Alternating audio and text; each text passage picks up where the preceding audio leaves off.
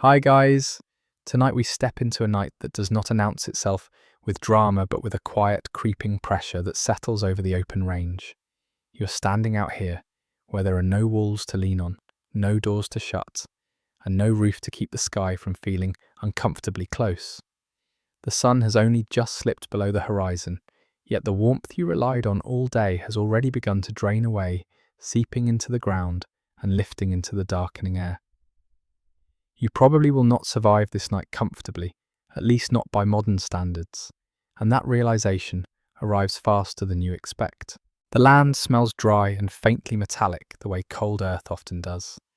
Somewhere nearby, a horse shifts its weight, leather creaking softly. The wind is light for now, but it carries a warning edge brushing your face and reminding you that this place does not care how tired you are. Cold on the open range does not wait politely until midnight. It begins the moment the sun leaves hers, and it builds with patience.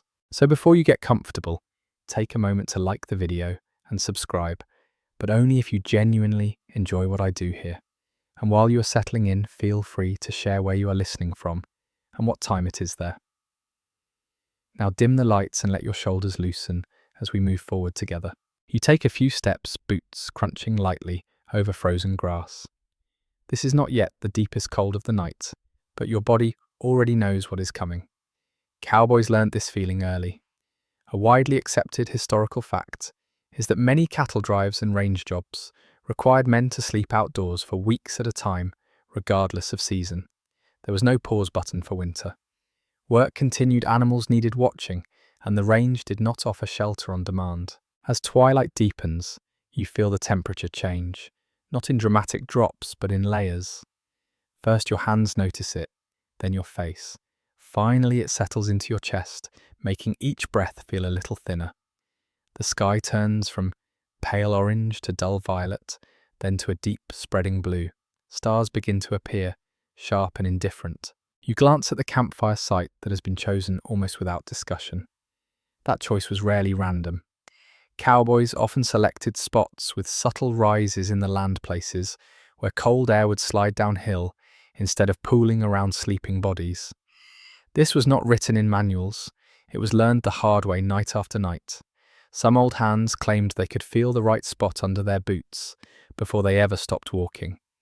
A quirky detail from personal accounts suggests that a few cowboys even tested ground by kneeling briefly, judging how fast cold soaked through their trousers before committing to camp. The fire is not lit yet, but its absence already feels loud. Without flame, the dark feels closer, heavier.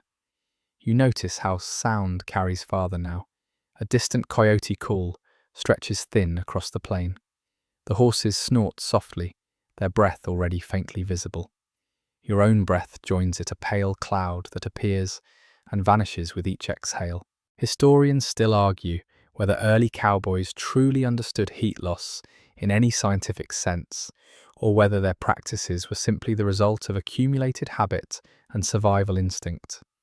What is clear is that they behaved as if they understood it deeply.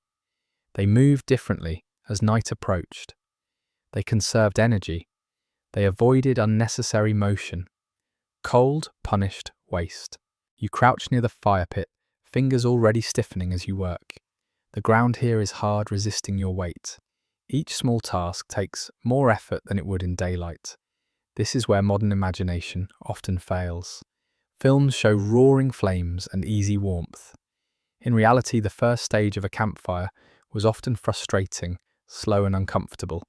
Striking sparks with numb hands tested patience more than bravery. As you work, you become aware of how exposed you are. There is no cabin nearby, no wagon to crawl into, just open land and a sky that seems to press down harder with each passing minute. Cowboy spoke less at this hour. Conversation faded, naturally replaced by practical silence. Words did not make the cold leave, and conserving breath mattered more than filling the air. There is a faint smell of smoke, now thin and hopeful. You cradle the beginnings of flame, shielding it with your body. This posture is familiar to anyone who has ever tried to coax warmth from reluctant fuel. Shoulders curve inward, chin dips, knees bend slightly. It is a shape shaped by cold, older than the range itself. A lesser-known anecdote from diary fragments suggests that some cowboys carried small charms, or tokens not for luck in gambling or riding, but specifically for nights like this. A smooth stone, a scrap of cloth, something to hold while waiting for the fire to catch. It gave hands something to do while the cold worked its way deeper. As darkness fully settles, the range changes character. Distance becomes harder to judge, the horizon dissolves, the world shrinks to the circle of light you're trying to create. Beyond it, everything feels uncertain. Predators, weather, and simple missteps all carry greater weight at night. You straighten slowly, joints already complaining. The cold has begun to claim your body piece by piece, starting at the edges. Fingers first, toes next, ears and nose soon follow. Cowboys learn to notice this progression without panic. Panic wasted energy. Calm allowed adjustment. There is a particular sound that arrives now, subtle but unmistakable. The faint crackle of frost forming. It whispers through grass and leather alike. That sound was often the first true signal that the night would be long. Old hands listened for it, the way sailors listen to wind shifts. You take a moment to stand still and simply exist in the cold. It presses against you evenly, without malice, without mercy. The open range offers no negotiation. It only responds to preparation. This realization settles in alongside the darkness, steady and unavoidable. The fire finally takes hold, small flames licking upward, casting uneven shadows across the ground. Relief arrives, but it is modest. This warmth will need tending. It will demand attention all night.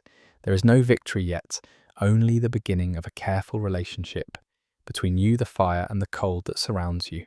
You draw closer, hands extended, feeling heat return in stinging waves. Sensation rushes back too quickly, almost painfully. Cowboys knew this feeling well. It was both comfort and warning. Warmth could be regained, but only if it was respected. The night has fully arrived now. The first frost on the open range has announced itself, and you are standing right in the middle of it, learning what countless cowboys learned before you. Survival here does not come from heroics. It begins with awareness, patience, and a fire that refuses to be taken for granted. The fire is alive now, but only just. It does not roar or throw sparks high into the dark, the way stories like to pretend. It sits low, breathing steadily, as if conserving itself the same way you are. You settle closer, not too close, because experience has already taught you that burning one side of your body while the other freezes is its own kind of misery. Cowboys learned quickly that fire was not something you dominated, it was something you negotiated with, hour after hour. You notice how your attention keeps drifting back to the flames. Not because they are beautiful, though they are, but because everything depends on them. Out here, fire is not ambience, it is shelter, it is alarm system, it is clock. A mainstream historical reality of life on the open range is that campfires were rarely left unattended through cold nights. Someone was almost always responsible for watching them, feeding them, adjusting them, even if that responsibility rotated quietly without formal discussion. The smell of smoke settles into your clothes almost immediately. Wool, leather, sweat and ash blend into a scent that clings.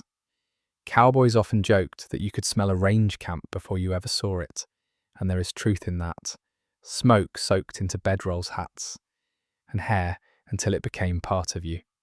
Some men claimed the smell itself felt warming, a psychological blanket layered over the physical one. You stretch your hands toward the fire again, turning them slowly. Palms first, then the backs. You know better than to hold them too close for too long. That way lies cracked skin and blisters that make reins and tools harder to handle the next day. Cowboys did not talk about self-care, but they practiced it constantly through small adjustments like this. There is a rhythm to tending a fire that settles into your body. Add fuel, wait, listen, adjust. Too much wood and the flames flare, burning fast and wasting precious material. Too little, and the fire sulks, shrinking into coals that barely push back the cold. On the open range, efficiency mattered more than spectacle. Fires were built to last, not to impress. A lesser-known detail from trail accounts is that many cowboys preferred long, narrow fires rather than round ones during extreme cold. This shape allowed multiple people to warm themselves at once, lying parallel to the flames rather than crowding into a single spot. It was not comfort in the modern sense, but it distributed heat more fairly, and fairness mattered when everyone was equally cold. You lower yourself onto your heels, knees protesting as joints stiffen. The ground pulls heat from you instantly. Even through layers of fabric, the chill seeps upward. Cowboys understood this well enough to avoid sitting flat whenever possible. Crouching, squatting, or perching on saddles kept more warmth in the body. Some even claimed that sitting fully down was an invitation for the cold to climb your spine and settle there for the night. The fire crackles softly, sending occasional sparks drifting upward. They vanish quickly, swallowed by the dark. You notice how quiet everything else has become. Wind has eased for now, and the range feels suspended, as if holding its breath. These moments could be deceptive. Calm often preceded colder temperatures. Clear skies meant heat escaped faster into the night. Historians still argue whether cowboys truly slept deeply during these conditions, or whether rest came in fragments light and easily broken. What seems certain is that fire management shaped sleep patterns. You could not simply lie down and forget the world. The fire demanded awareness. Even when eyes closed, ears stayed tuned to the sound of burning wood. You add another piece of fuel, watching how the flames respond. There is a brief surge of light and heat, followed by a settling into steady glow. This small success brings a quiet satisfaction. Out here, control is limited. Fire is one of the few things that responds predictably, if treated properly. A quirky anecdote from oral histories suggests that some cowboys named their fires, speaking to them softly as they worked. It sounds foolish until you consider the loneliness of the range and the way long nights stretched. Talking to the fire filled silence and focused attention. It was less superstition than companionship. Your face warms unevenly now. One cheek glows while the other stays numb. You turn slightly, adjusting angle rather than position. Movement costs heat. Cowboys learn to move economically, even when standing still. Every shift had purpose. The fire throws shadows across the ground, long and distorted. Saddles lean nearby dark shapes against darker land. Bedrolls wait stiff with cold, promising little comfort, but some insulation. You glance at them, and then back at the fire. It is too early to lie down fully. The ground is not yet warmed by the flames. Going too soon would steal heat rather than preserve it. Food simmers quietly near the edge of the fire, not enough to cook, just enough to stay warm. Beans, coffee, something dense and filling. Cowboys often timed their eating for night, understanding through experience that digestion generated heat. A warm stomach made the cold easier to tolerate. This was not theory, it was felt. The night deepens, and with it the sense that the fire is now the center of everything. Beyond its reach, the world fades. You feel smaller here, but also strangely anchored. Fire gives shape to time.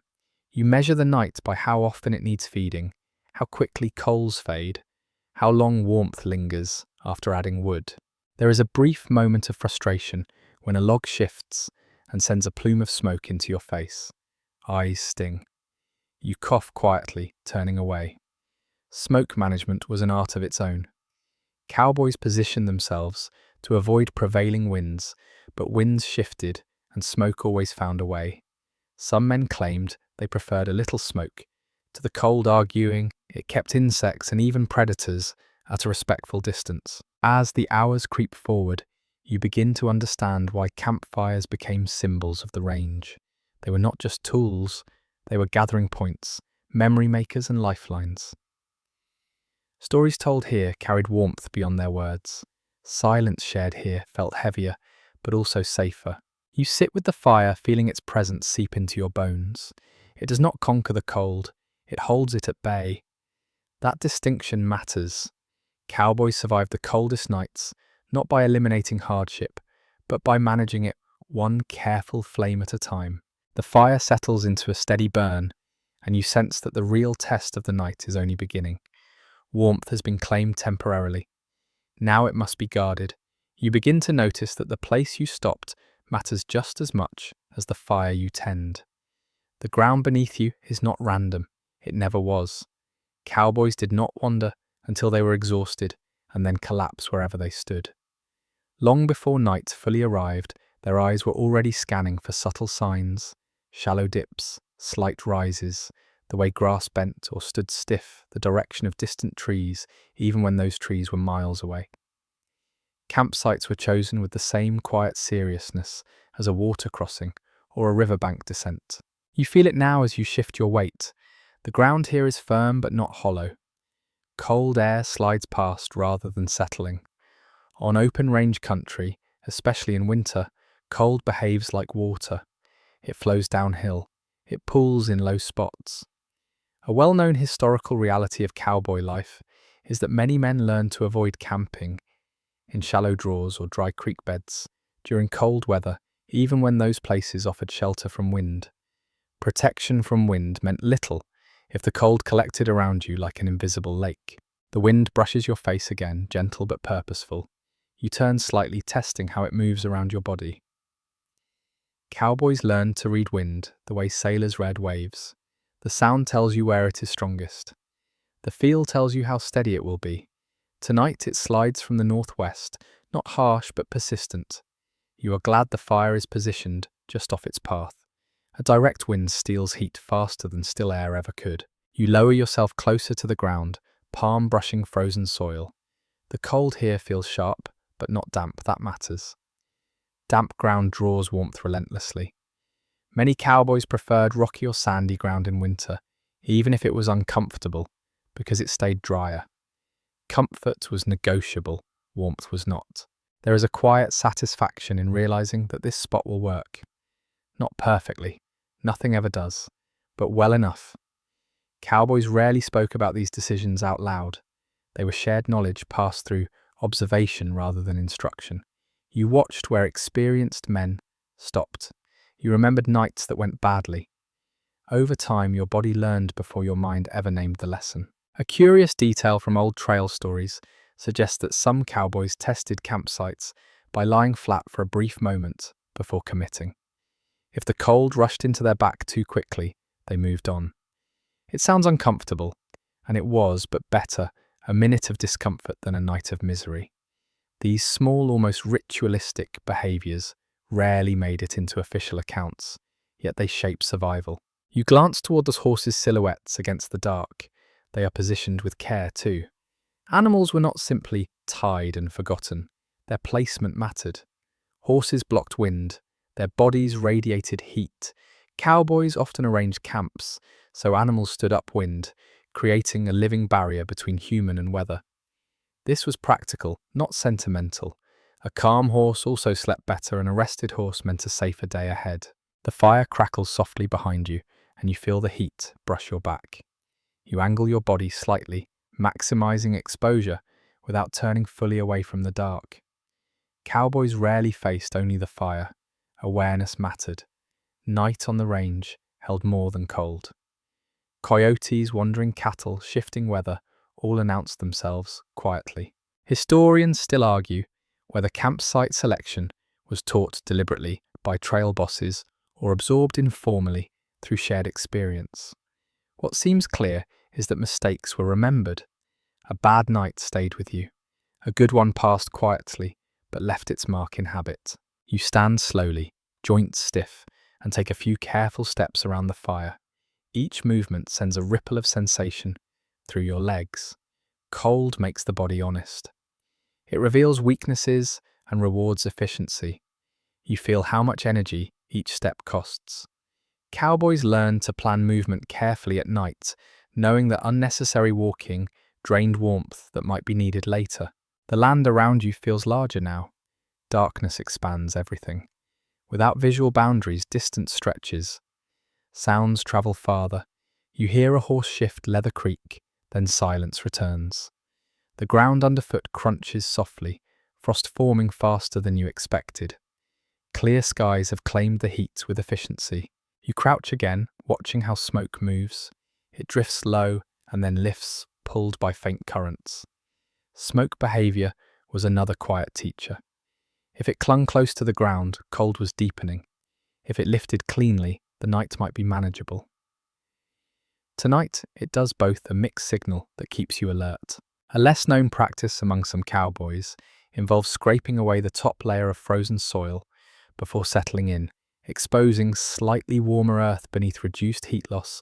Marginally, but marginal gains mattered. This was not something everyone did. It took time and effort, and sometimes the ground was too hard. Still, the idea that you could improve your situation even a little offered comfort. You scrape at the ground with your boot, feeling resistance, then a faint give. The earth smells faintly mineral, cold, but alive. That smell grounds you. It reminds you that this place, harsh as it is, sustains life. You are not fighting the land, you are learning to exist within it. The fire flares briefly as you add fuel, light dancing across the ground. Shadows shift. For a moment, the world feels contained again. Then the flames settle and darkness presses back. This rhythm repeats all night, expansion and contraction, light and dark, warmth and cold. You think about how modern people choose campsites with maps, forecasts, and gear designed to manage risk. Cowboys had less certainty. Weather reports were rumors carried by riders. Terrain knowledge came from experience or hearsay. Yet they developed a sensitivity to place that modern convenience often dulls. The cold creeps higher now, up your calves into your thighs. You shift, adjusting stance. Small movements keep blood flowing. Cowboys were constantly in motion, even when still, rocking slightly, flexing fingers, rolling shoulders.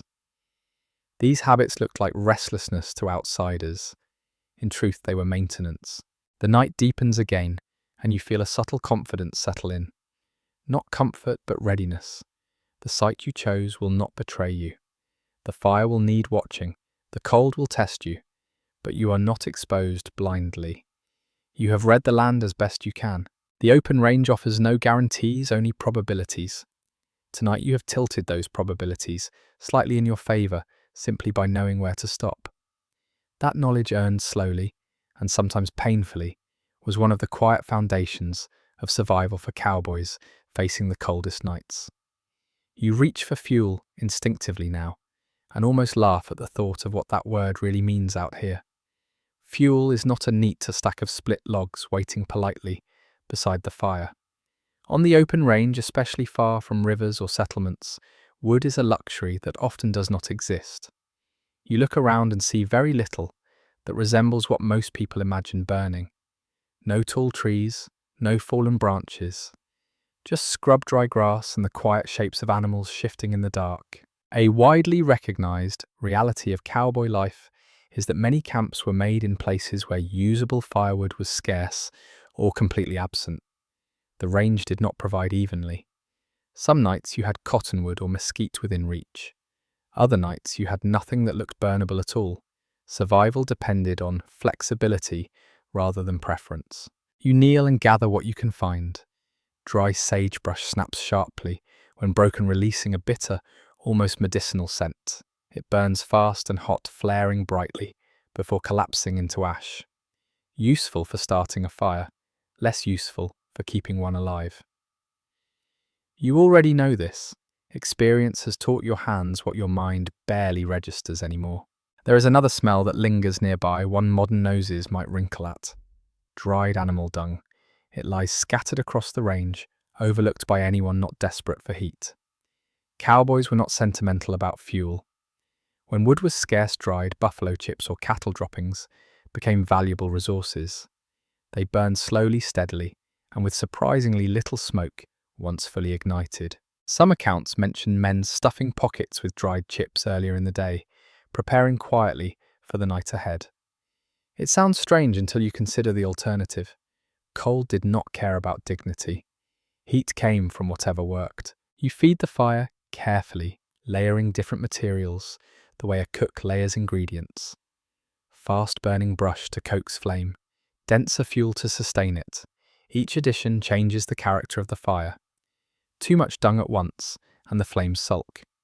Too little, and the heat fades before you are ready. There is an art to this that never made it into formal training. Cowboys learned by watching flames fail. They learned by shivering through nights when they misjudged supply. Over time, their hands developed a memory for weight, texture, and smell. A piece of fuel told you how it would burn before it ever touched the coals. A small, curious detail from personal letters suggests that some cowboys carried bits of coal, scavenged near rail lines or settlements, guarding them carefully for nights when nothing else would do. These black stones were precious. They burned long and hot, but once gone they could not be replaced easily. Choosing when to use them was a decision made with care. You crouch low, blowing gently.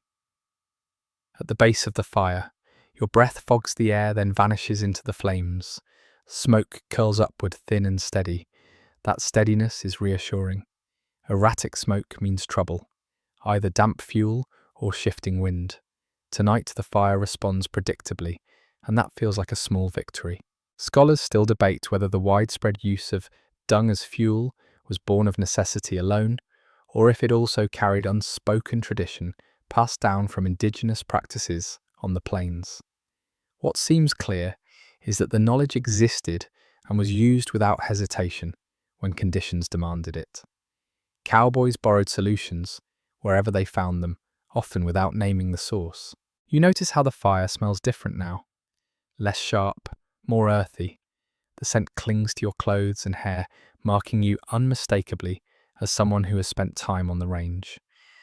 This smell follows cowboys into towns and bunkhouses, announcing their presence long before words do. Some wore it like a badge, others simply accepted it as unavoidable. Your hands warm slowly as you adjust fuel placement. Fingers ache as sensation returns, a deep pulsing throb that reminds you warmth is never free. Cowboys knew this pain well. It was a signal that circulation was returning, that tissue was not lost yet. Unpleasant but reassuring. You take stock of what remains nearby. Fuel management is constant. You never burn everything at once. You always hold something back. A fire that consumes all resources early leaves you helpless later. This restraint was learned through nights that went badly. Fires that burned bright at sunset often died before dawn. There is a quiet discipline in this process. You resist the urge to build a larger flame just because you can. Bigger is not better. Sustained is better. This mindset carried into other aspects of cowboy life. Pace mattered more than speed. Endurance mattered more than bursts of effort. A lesser discussed habit involved arranging fuel within arm's reach before settling down. Cowboys did this deliberately, so they would not need to stand fully when feeding the fire at night. Standing meant exposing more surface area to cold air. It meant losing heat you had worked to gather. Everything was arranged to minimize loss. You lean back slightly, feeling warmth spread across your shins and knees. Behind you, the dark presses close. The contrast sharpens your awareness. Fire creates a fragile island, and you are careful not to step off it unnecessarily. There is a moment when the fire flares unexpectedly, sending sparks upward. You freeze watching where they land. Dry grass nearby could catch. Vigilance never stops. Cowboys did not romanticize fire. They respected it because it could save or destroy with equal ease. You poke the coals gently, listening to the sound they make. A dull, solid clink means they are healthy. A hollow crumble means heat is fading. These sounds become familiar over time, as distinct as voices. The night stretches onward, and fuel becomes a story of trade-offs. Burn this now and risk shortage later, or endure colder minutes to preserve supply. These decisions are rarely spoken aloud.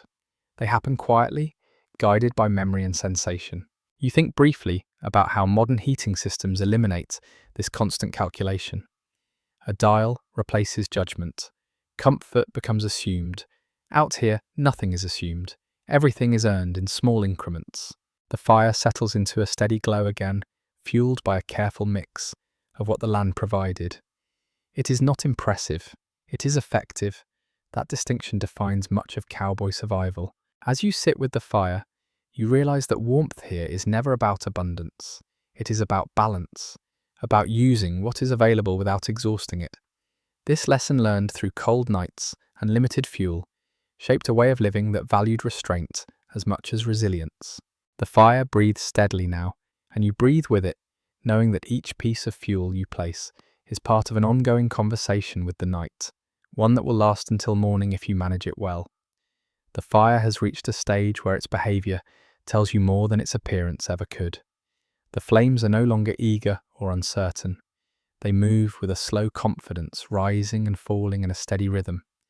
You watch them closely, not out of fascination, but because their shape and sound carry information.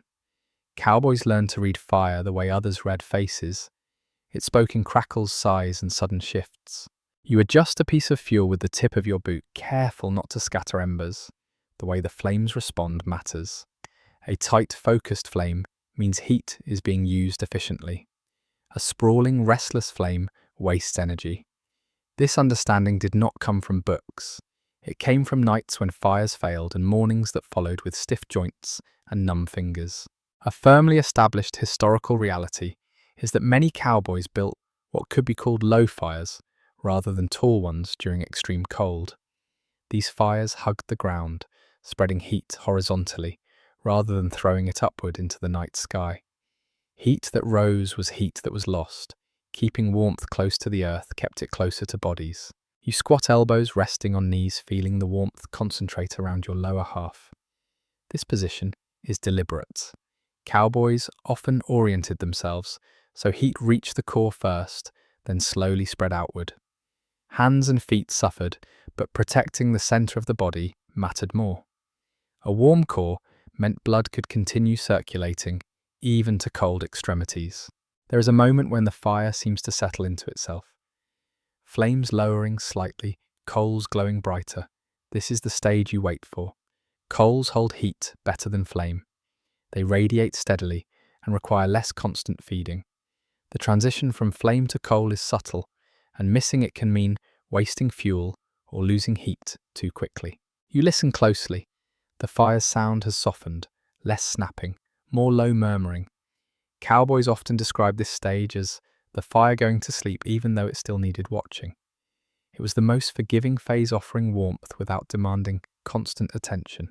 A quirky detail from range lore mentions that some cowboys could judge the health of a fire by smell alone, claiming they could tell when coals were ready or fuel was burning inefficiently without looking. Whether this was skill or exaggeration is unclear, but it speaks to how deeply familiar fire became. You reach for a stick and gently rake coals closer together, tightening the heat. This small act changes everything. The warmth intensifies, the cold recedes slightly. It is not dramatic, but it is noticeable. Cowboys lived for these small improvements. Out here, marginal gains were often the difference between rest and misery. Historians still argue whether these fire-building practices were standardized across the range or varied significantly by region and individual. What is certain is that successful methods spread quickly. Men watched what worked and adopted it. Failure was too uncomfortable to repeat out of pride. You notice how often you glance at the fire without meaning to. It has become a reference point anchoring your awareness. Time feels different when measured by flame behavior rather than clocks. Minutes stretch, hours blur. Cowboys rarely knew the exact time at night. They knew only whether the fire was holding or fading. You warm your hands again, rotating them slowly. The skin feels tight, then prickly, then alive. You flex fingers carefully, encouraging blood flow. Cold makes everything deliberate. Even simple movements require thought. The fire shifts suddenly, a small collapse of fuel causing a brief flare. You lean back instinctively, protecting your face. Experience teaches you to expect this. Fires settle unpredictably as materials burn away. Staying alert prevents burns and wasted fuel. A lesser-known habit involved placing larger pieces of fuel at the fire's edge rather than directly on top. This allowed them to pre-warm slowly before being fed into the center, reducing smoke and increasing efficiency. It required patience, but patience was abundant when movement was costly. You feel the cold press in again as the fire settles. It never fully leaves. It waits. Cowboys understood that fire did not eliminate cold, it created a boundary. Cross it and the night reminded you who was in control. Your breath fogs the air rhythmically. Each exhale drifts toward the flames, then dissolves. This visual cue told cowboys more than thermometers ever could. Visible breath near the fire meant temperatures were dropping. It was time to prepare for deeper cold. You add a carefully chosen piece of fuel, not too large, not too small. The fire responds with a soft surge. You nod almost imperceptibly. This is working, for now. The sky above is impossibly clear, stars sharp and distant. Clear skies meant colder nights. This knowledge was widely accepted, even if the reasons were not fully understood. Cowboys did not need scientific explanation to respect the pattern. They simply adapted. You shift, slightly easing weight from one foot to the other. Staying still too long invites stiffness. Cowboys learned to keep bodies in gentle motion, even while resting. Small adjustments kept joints from locking and muscles from cramping. The fire's light flickers across your hands, revealing dirt cracks and scars. These marks tell stories of rope, burns, rains, weather. Cold nights like this left their own traces invisible, but remembered in bone and habit. As the night deepens, fire building becomes less about creation and more about maintenance. The excitement of flame gives way to the discipline of coals. This phase requires attention without urgency, a calm vigilance. You settle into that rhythm, aware that the quiet science of fire building is not flashy, but it is essential. Cowboys survive the coldest nights, not by bravado, but by mastering these small, almost invisible skills.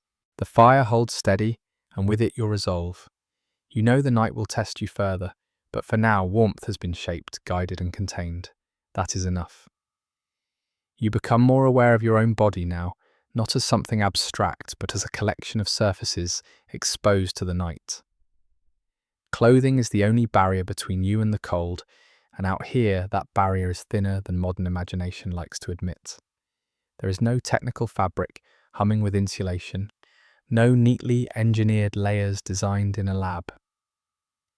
What you wear is simple, heavy, and imperfect, yet it is all you have. A commonly accepted historical reality is that most cowboys relied on wool leather and canvas for winter warmth.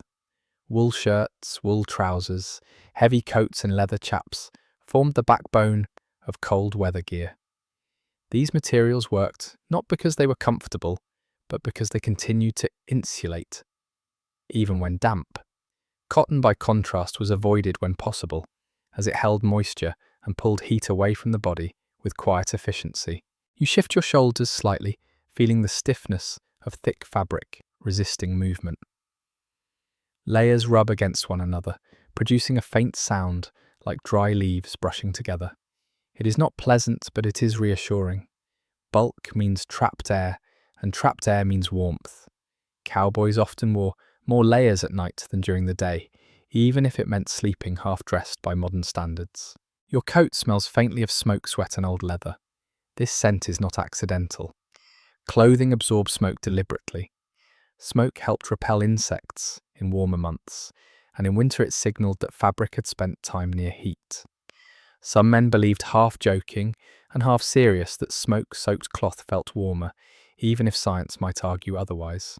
A quirky detail from trail recollections describes cowboys stuffing spare socks or scraps of cloth inside their shirts at night, not for fashion, but to fill empty space where cold air might circulate. It looked ridiculous, but it reduced drafts around the chest and stomach. Out here, vanity surrendered quickly to function. You tug your hat lower, brim shadowing your eyes, even though darkness has already erased detail. Hats were not just for sun. They trapped heat at the head, where warmth escaped rapidly. Many cowboys slept with hats on, pulling them down over ears and even eyes to block cold air. Some wrapped scarves around faces, leaving only the nose exposed to breathe. Your boots feel heavy and unyielding. Leather stiffens in cold, and every movement reminds you of it. Removing boots entirely was risky.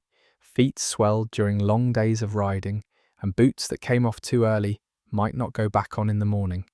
Some cowboys loosened them slightly, or slipped feet part way out, keeping boots close to the fire so leather stayed flexible without exposing skin fully. Scholars continue to debate whether cowboys experienced higher rates of long-term cold-related injuries compared to other frontier workers, given their extended exposure and limited shelter.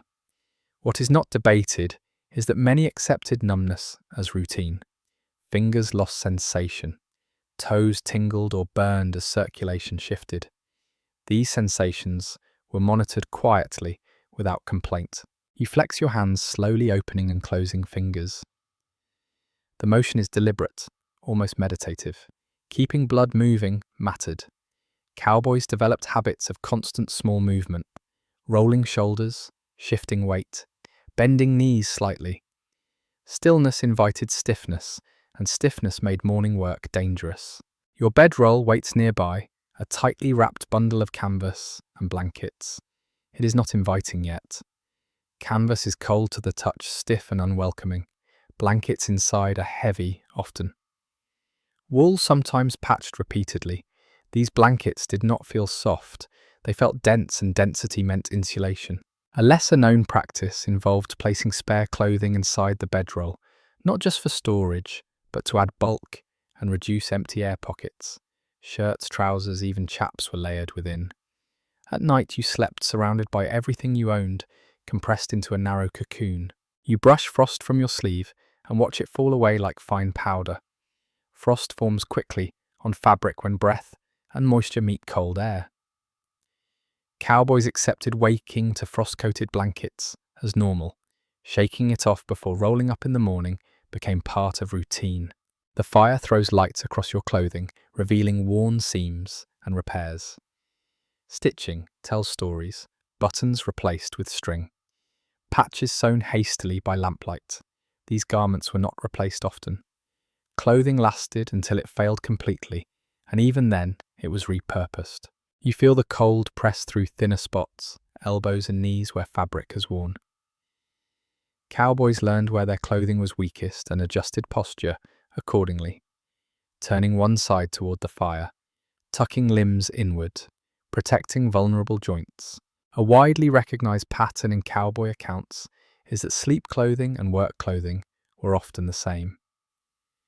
Changing clothes required extra garments, and extra garments added weight to a bedroll, already heavy with essentials.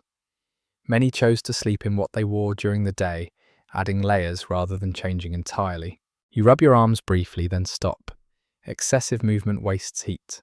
Everything is measured. You learn to move just enough, never more. Cold teaches restraint quickly. There is a moment when the fire crackles and sparks drift close, and you instinctively shield your coat. Leather resists sparks better than wool, but nothing is immune. Burn holes meant drafts later. Carelessness now meant colder hours ahead. You glance at others in the camp shapes, hunched and layered faces, hidden beneath hats and scarves. Everyone looks bulkier, at night transformed into rounded silhouettes. Individuality fades, survival equalizes. Some cowboys joked that winter made everyone look the same, wrapped and bundled like walking bedrolls. Humor softened the reality, but the truth remained. Clothing was armor against the night. You pull your collar higher and settle back into position near the fire. The cold still exists, still presses in, but clothing blunts its edge, not enough to forget it, enough to endure it. This imperfect barrier, stitched and worn, smoke-scented and stiff, is part of why cowboys survived nights like this. Not because it was ideal, but because it was understood, adjusted, and used with care. The fire flickers light dancing across layered fabric, and you feel warmth soak in slowly. Clothing does not create heat, it holds what you already have. That simple truth guided countless small decisions, night after night on the open range. You finally turn your attention to the bedroll, knowing it is both refuge, and compromise. It waits where you left it, stiff and unwelcoming, a long shape pressed flat against frozen ground. Cowboys never pretended their beds were comfortable. They were tools like saddles or ropes designed to do a job well enough to keep you functioning. Comfort was a bonus, not a promise. You kneel and unroll it slowly, canvas, protesting with sharp cracks as it unfolds. The sound carries farther than you expect in the quiet night. Inside, the blankets release a familiar smell, wool and smoke, and the faint trace of sweat from other nights, just like this one. That scent is grounding. It tells you what this is for. A widely acknowledged reality of range life is that many cowboys slept directly on the ground, with only a bedroll between their bodies and the earth. There were no cots, no raised platforms. Ground insulation came from layers, not elevation. Every inch of separation mattered, and you learn quickly how to arrange those inches. You spread the bedroll parallel to the fire rather than facing it. This position allows heat to reach you evenly, along one side of your body, instead of scorching your face and freezing your back. Cowboys learned this alignment through trial and error. Those who faced the fire directly often woke with one side overheated and the other painfully cold. You place your saddle near the bedroll, not as an afterthought but deliberately. Saddles served many purposes at night. Propped upright, they blocked wind. Laid flat, they became makeshift pillows or extra insulation beneath shoulders or hips. Some men slept with their legs draped over saddles, lifting feet slightly off the coldest ground. A curious detail, from old accounts, describes cowboys stuffing spare tack beneath bedrolls, not because it was soft, but because it added bulk.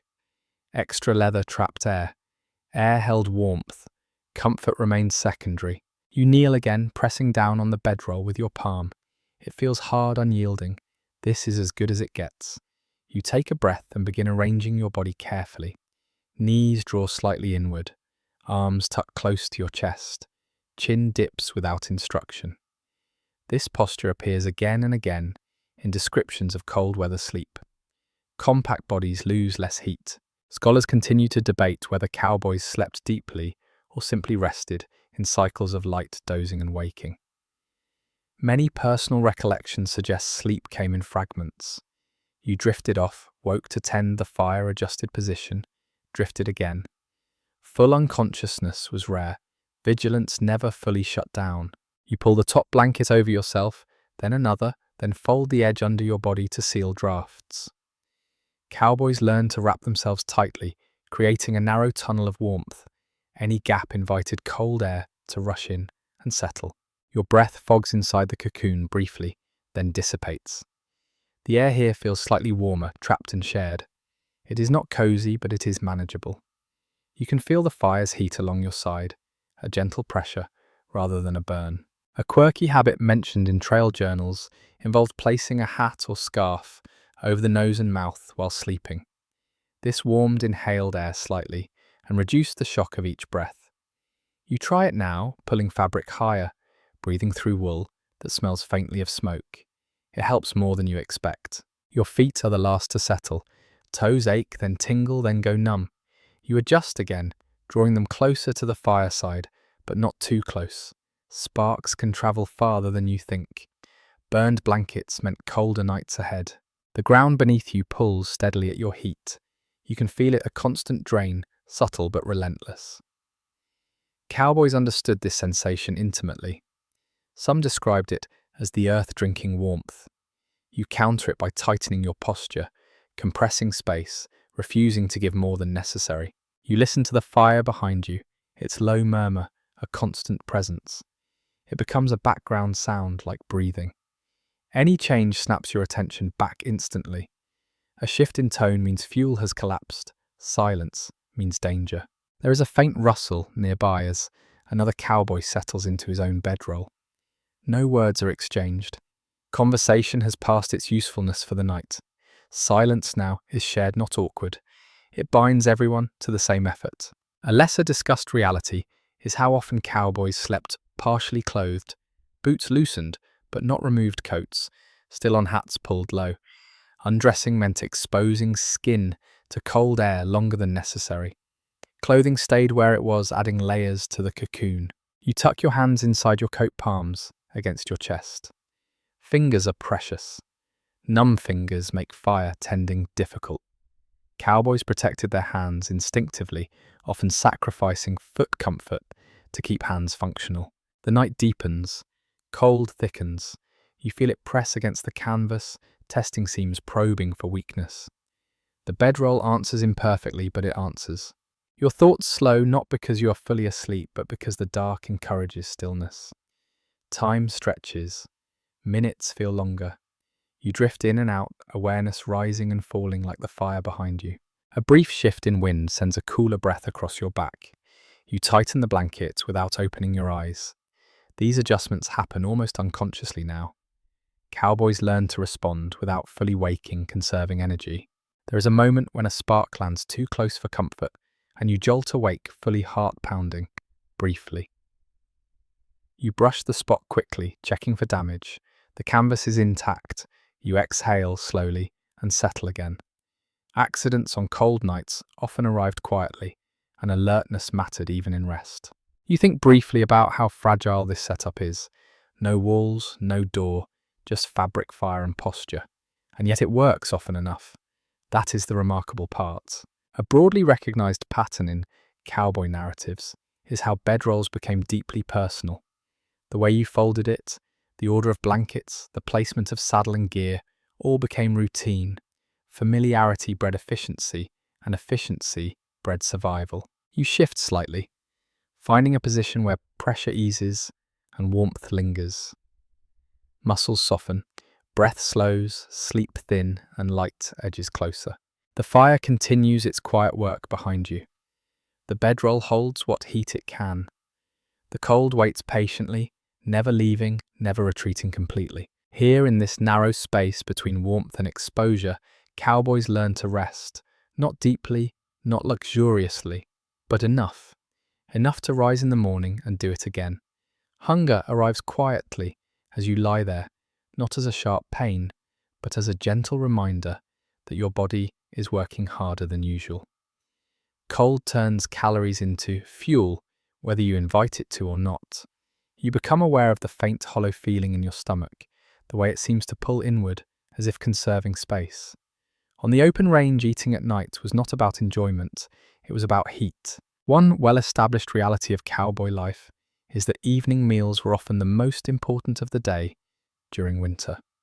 Food consumed before sleep provided energy that released slowly through digestion, generating warmth long after the fire had settled into coals. This understanding was not theoretical, it was felt. Men noticed that full stomachs made cold nights more tolerable, while empty ones sharpened every chill. You shift slightly and reach for the tin cup near your bedroll. Inside is coffee dark, and bitter kept warm at the fire's edge. It is not hot anymore, but it still sends a wave of warmth down your throat. Coffee served many roles on the range. It was stimulant, comfort, and ritual all at once. Some joked that it was the true fuel of the frontier. The pot nearby holds beans thick and heavy, simmered earlier, and kept warm rather than cooked fresh. Beans, salt pork, hard bread, anything dense and slow to digest was favoured. Freshness mattered less than staying power. A filling meal meant fewer awakenings from cold and hunger before dawn. You take a few careful bites, chewing slowly, listening to the quiet around you. Eating too fast wastes heat and draws attention away from the fire. Cowboys often ate deliberately at night, aware that spilled food froze quickly and attracted animals. Clean habits mattered more after dark. A curious detail from personal journals describes men adding extra fat to their evening meals during extreme cold, sometimes saving the fattiest portions specifically for night. Fat digested slowly and released energy over hours. It was not glamorous, but it worked. Some even carried small chunks of rendered fat to eat before sleep, treating it almost like medicine. You feel the warmth spread gradually, not dramatically. It is subtle but real. Digestion adds a layer of comfort that blankets alone cannot provide. This internal heat is quieter than fire, but more reliable. The fire may fade. Your body continues working. Scholars still debate how much cowboys understood about nutrition in a scientific sense versus how much was learned purely through experience. What is clear is that patterns emerged. Certain foods became associated with better nights. Others were avoided when possible. Trial and error shaped diets as much as availability. You sip coffee again, then set the cup back carefully. Spilling it would mean cold hands and wasted effort. You pull your blanket tighter and settle back, noticing how your breath feels slightly warmer now as it fogs the air inside your cocoon. There is a faint sound of chewing nearby as someone else eats quietly. No conversation follows. Night eating was often a solitary act, even in company. Everyone focused inward, conserving energy and warmth. A lesser-known habit involved placing food close to the fire overnight, not to cook but to prevent freezing solid. Frozen beans required time and fuel to thaw, both precious in the early hours before dawn. Planning ahead reduced morning discomfort. You feel the ground's cold tug at you again, but it seems less sharp now. The combination of food, fire and posture creates a fragile balance. None of it is sufficient alone.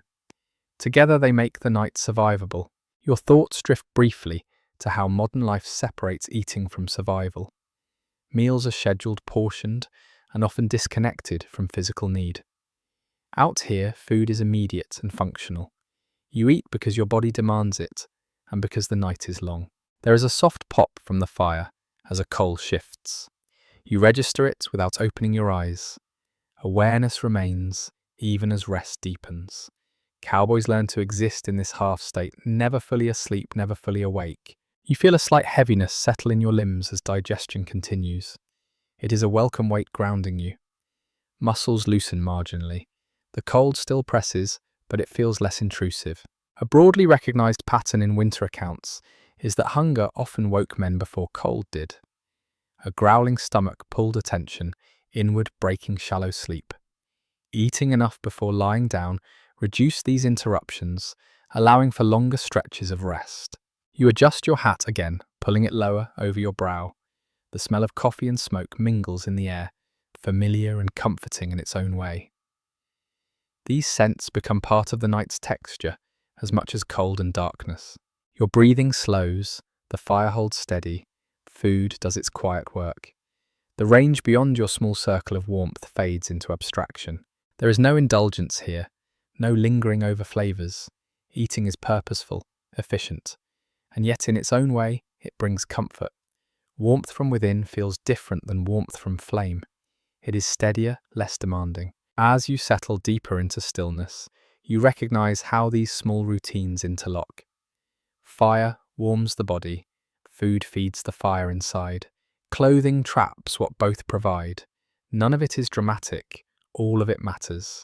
The night stretches on, and you are a little better prepared for it now, simply because you listened to hunger when it spoke and answered it without fuss. That quiet attention, repeated countless times across the range, helped cowboys endure nights that offered little mercy. The wind makes its intentions known long before it becomes a problem.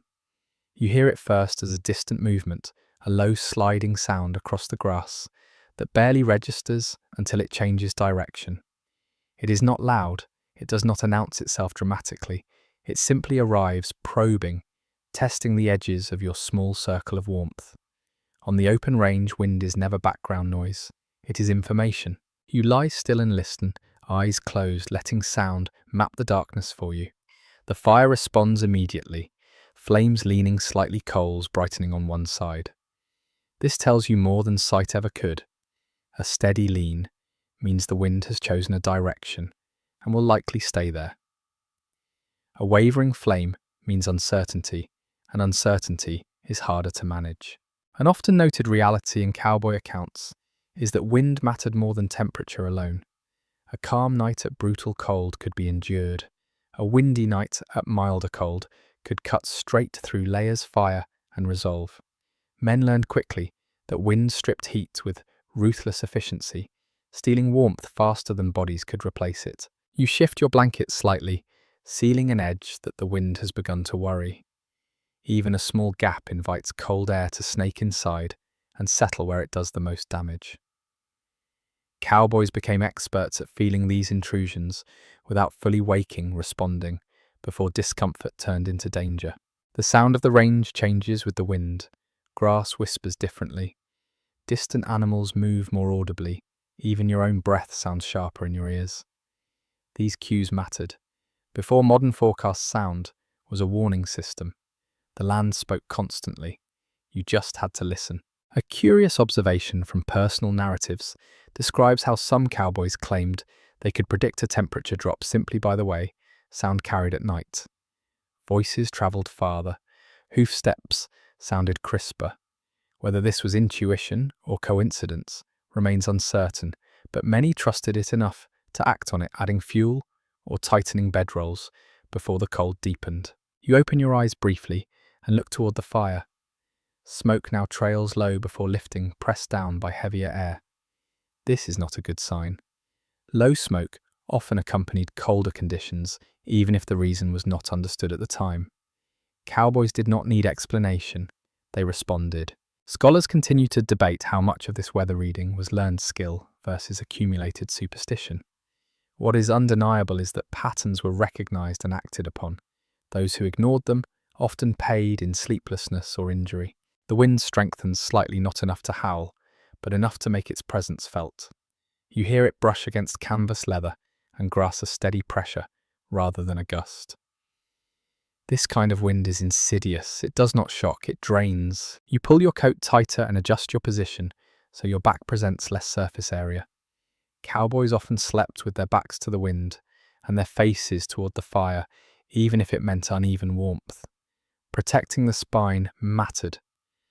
Cold creeping along the back settled deep and lingered.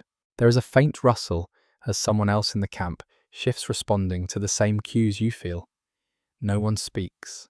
Words are unnecessary. Everyone understands what the wind means. A lesser mentioned practice involved placing extra gear along the windward side of a bedroll. Saddlebags, coats, even bundles of brush were arranged to block airflow. These makeshift windbreaks were never perfect, but reducing exposure by even a small amount made a difference over long hours. You listen again, focusing beyond the fire, beyond the immediate circle of warmth. The range feels vast and close at the same time. Wind connects distant places. What happens miles away eventually arrives here. Clouds, snow, deeper cold, all ride the same currents. Your body responds to the sound without conscious instruction. Shoulders hunch slightly. Chin dips. You become smaller, presenting less of yourself to the night. This posture appears again and again in winter descriptions, a shape shaped by necessity rather than comfort. The fire needs attention. You reach back carefully and add a piece of fuel, shielding the flame briefly with your arm. Wind complicates fire management. Flames lean too far, coals scatter, heat escapes sideways. You compensate by tightening the fire, drawing fuel closer together so it resists disruption. A commonly observed fact from range records is that many cowboys repositioned fires as wind shifted, sometimes rebuilding them entirely rather than fighting a losing battle. Starting over took energy, but a poorly placed fire wasted more in the long run. You settle again, listening to how the fire responds. The crackle evens out. Heat stabilizes. This small success brings relief. Not joy, just relief.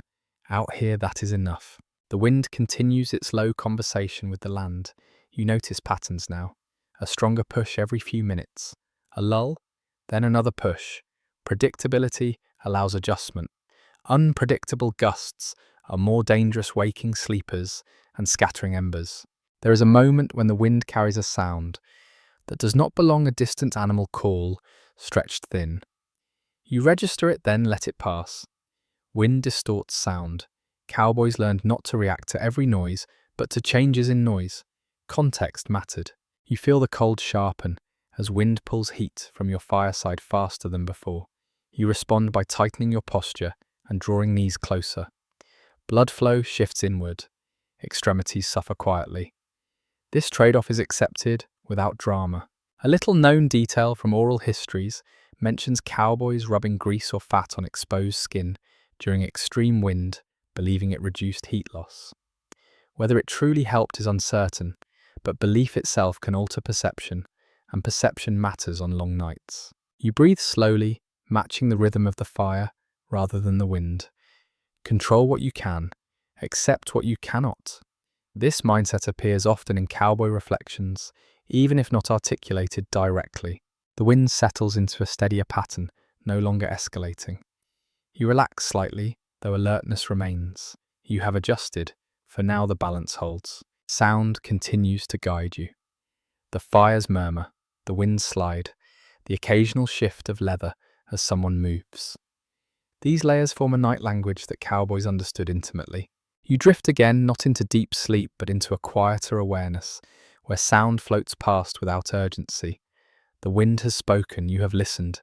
That exchange, repeated countless times across the open range, kept many men alive through nights that punished inattention. The fire holds, your bedroll holds. The wind continues its work beyond your small island of warmth, and you remain still within it, listening, adjusting, enduring. Cold announces itself on the body long before it becomes dramatic.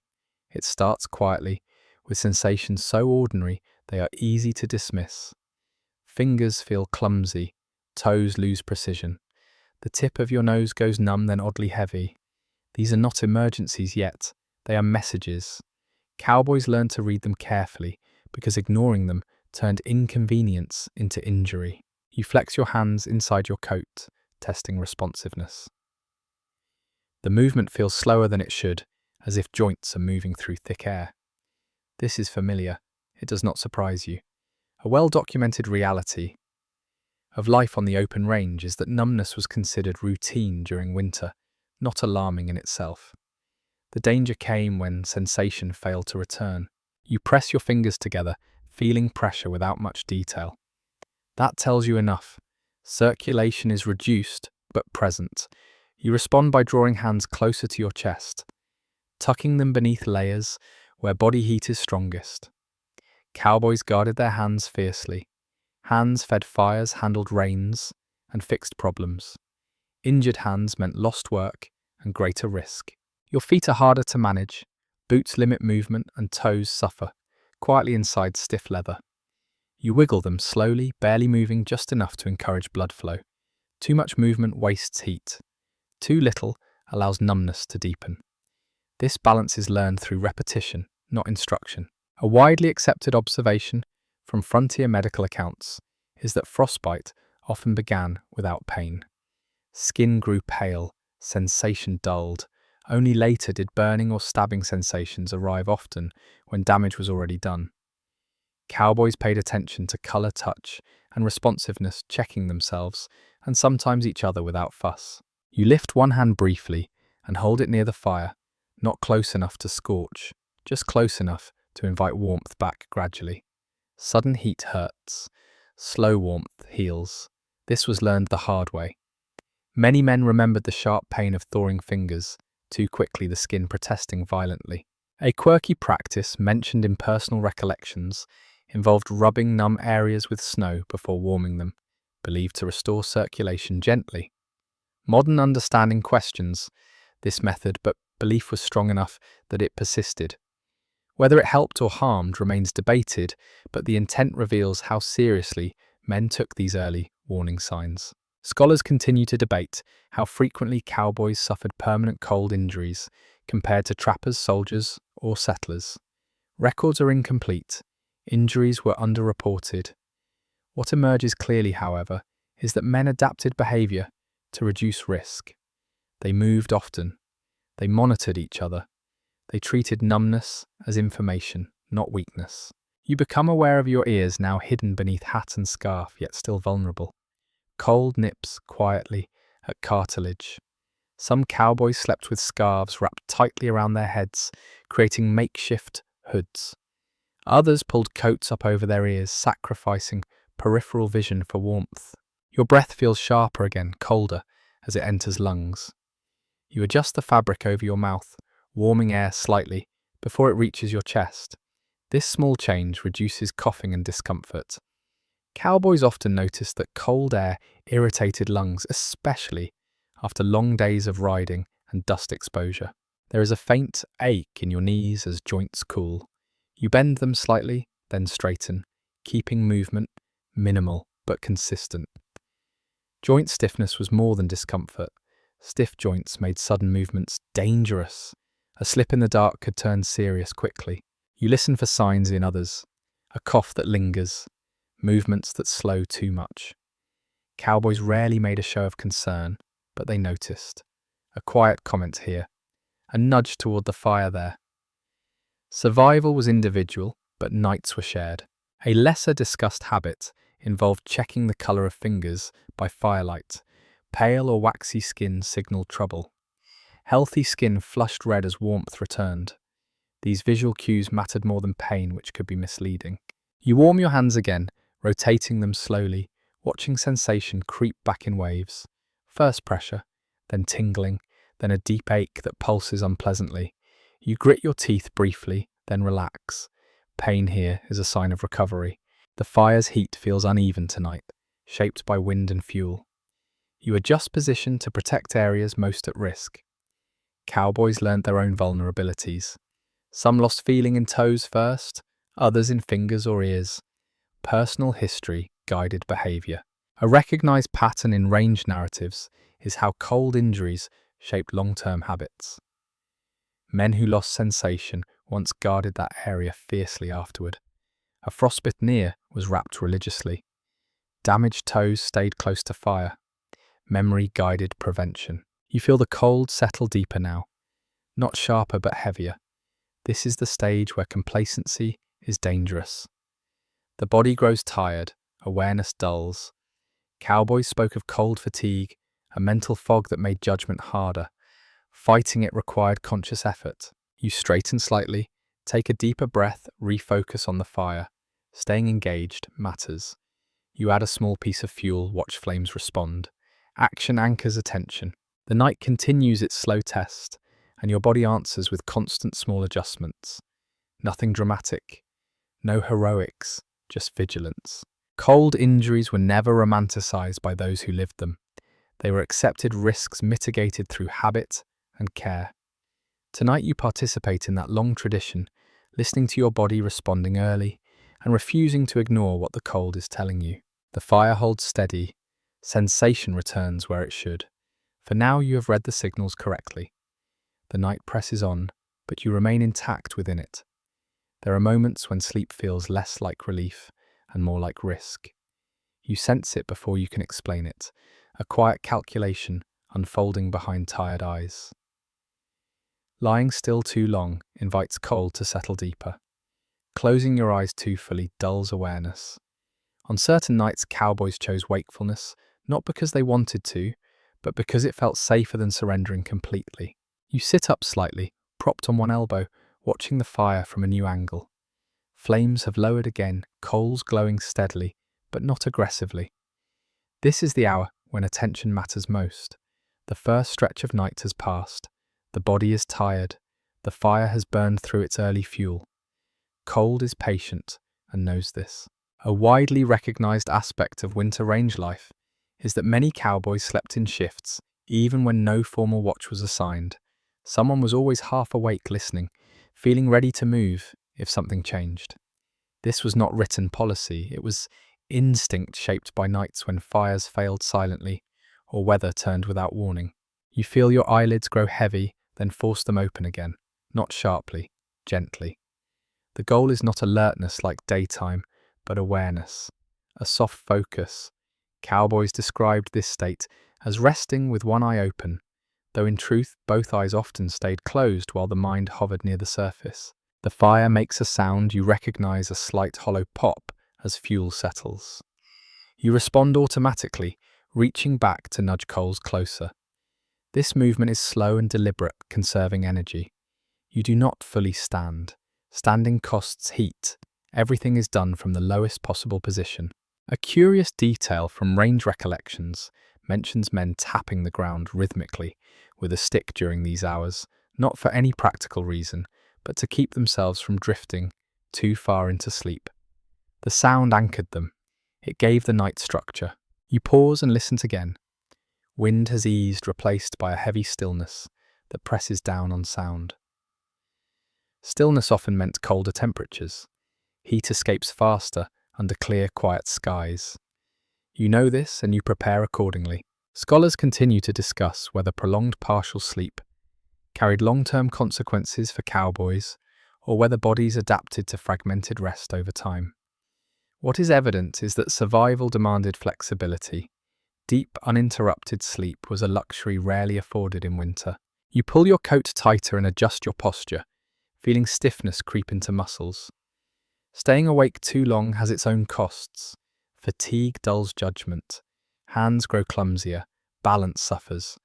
Cowboys learn to alternate between brief rest and brief activity, finding a rhythm that carried them through until dawn.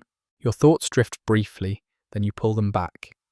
Cold nights encourage wandering minds. Memory surfaces easily. Faces, places, half-finished conversations. You acknowledge them, then let them pass. Focus returns to the fire, the sound of breath, the feel of ground beneath you. A lesser-known habit involved humming quietly during these hours, not to entertain, but to regulate breathing and stay conscious. The vibration warmed the throat slightly and kept the mind engaged. Some preferred silence, others preferred a low sound to push back against the vast quiet. You test your hands again, flexing fingers. Sensation is present though, dulled. You respond by warming them briefly, then returning them to your chest. Small cycles, repeated endlessly. The fire flares slightly as a coal collapses inward. Light brightens, shadows dance, then settle. You watch this closely. Sudden brightness can deceive. It looks like renewed warmth, but without fuel it fades quickly. You resist the urge to relax too much. A commonly noted fact in winter diaries is that many accidents occurred during moments of transition when men thought the hardest part of the night was over. Complacency crept in. Fires were left unattended too long. Bodies cooled unnoticed. Staying awake through these hours reduced that risk. You shift your weight and feel pins and needles along one leg. Blood flow returns unevenly, unpleasant but necessary. You breathe slowly through it, refusing to tense. Tension wastes heat. The world beyond the fire feels very far away now. Darkness presses close. The range seems to fold inward, shrinking to the size of your awareness. This narrowing is both comforting and dangerous. Comforting because it simplifies. Dangerous because it hides change. You scan the edges of the firelight briefly, eyes adjusting to shadow. Saddles sit where you left them. Horses stand quietly, heads low, conserving energy, the same way you are. Animals understand cold in their own way. They move less, they cluster, they wait. A small sound makes you still heart-lifting briefly. Then you recognize it, leather shifting as a horse adjusts stance. You relax, distinguishing threat from routine noise is part of staying awake effectively. Overreacting wastes energy. You consider lying down again, letting your body rest more fully. The decision weighs carefully. Fire is stable, wind is calm, sensation is intact. These conditions allow a deeper rest, but not abandonment. Historians still debate how these patterns of light sleep affected long-term health and longevity among cowboys. Records are fragmentary. What remains clear is that men adapted behaviourally rather than expecting conditions to improve. You lower yourself slowly, settling back into the bedroll, but you keep one arm free, ready to move. Eyes closed, but awareness remains just beneath the surface. You count breaths for a while, a simple anchor. Inhale, exhale. The fire breathes with you. Minutes pass, maybe more. Time stretches strangely here. You are not sure how long you rest before another small adjustment pulls you back. Perhaps a chill along the shoulder, perhaps a shift in sound, each time you respond without irritation. This is simply how nights work. A rarely mentioned truth is that these hours taught patience, waiting without distraction, enduring without complaint. Cowboys did not describe these nights as heroic. They described them as long. You warm your hands again, then tuck them back. The fire still holds. The night continues. Staying awake has not defeated the cold, but it has kept you engaged with it. That engagement, more than strength or bravado, is what carries you through the most vulnerable hours. The range does not reward sleep without awareness. It rewards those who remain present, even when tired. Gradually, as the night begins its slow turn toward morning, you allow yourself a little more rest, trusting that vigilance has done its work. The fire glows steadily. Your body remains responsive. For now, staying awake when it mattered most has paid off. Warmth draws people together without needing explanation. You feel it happen naturally as the night deepens. Bodies shift closer to the fire, not crowding, not touching, but closing distance in quiet agreement. No one announces rules, none are written, and yet a shared order emerges around the flames, shaped by necessity and mutual awareness. A well-documented aspect of cowboy camps is that fires were treated as communal resources rather than personal property. Even when men traveled together loosely, the fire belonged to everyone present. No single person claimed the best spot outright. Instead, positions rotated subtly over the course of the night, allowing each person a turn at closer warmth without formal negotiation. You notice how this happens. Someone leans back slightly, creating space. Another shifts forward, absorbing heat. It is fluid, unspoken, and remarkably fair. Cowboys rarely discussed it, but violating this rhythm carried consequences. Hogging the fire earned quiet resentment. In winter, resentment threatened survival. You settle into your place aware of those around you without focusing on them. Faces are mostly hidden by hats and scarves. Firelight reveals hands more than expressions. Hands warming, hands feeding the flames, hands resting, fingers curled inward. There is comfort in this shared silence. The fire becomes a center that organizes space and behavior. Even strangers fall into the pattern quickly. Warmth teaches cooperation faster than conversation ever could. A curious detail from oral histories describes how new hands learned fire etiquette by watching rather than being told. A young cowboy might inch too close, then feel a nudge from a boot or hear a quiet cough. Correction came gently. Repeated mistakes earned sharper reminders. Survival left little room for ego. You feel the presence of others as a kind of insulation. Bodies nearby block wind. Movement is slower, more deliberate. Everyone becomes more careful, aware that sudden gestures scatter sparks or disrupt warmth. Scholars still debate whether this kind of cooperation was conscious or simply instinctive under stress. What seems evident is that extreme conditions encouraged collective behavior. Cold flattened social hierarchies. Trail bosses and green hands felt it the same way. The fire crackles softly as someone adds fuel. No announcement is made. You register the change in heat and adjust posture automatically. Fire tending often rotated informally, guided by proximity and wakefulness rather than assigned duty. Whoever was most alert at the moment acted. You notice how little is said. Daytime chatter fades with the light. Night speech costs energy and breath. Cowboys learn to communicate through movement and timing, a shift of weight, a pause before reaching for fuel. These signals replaced words.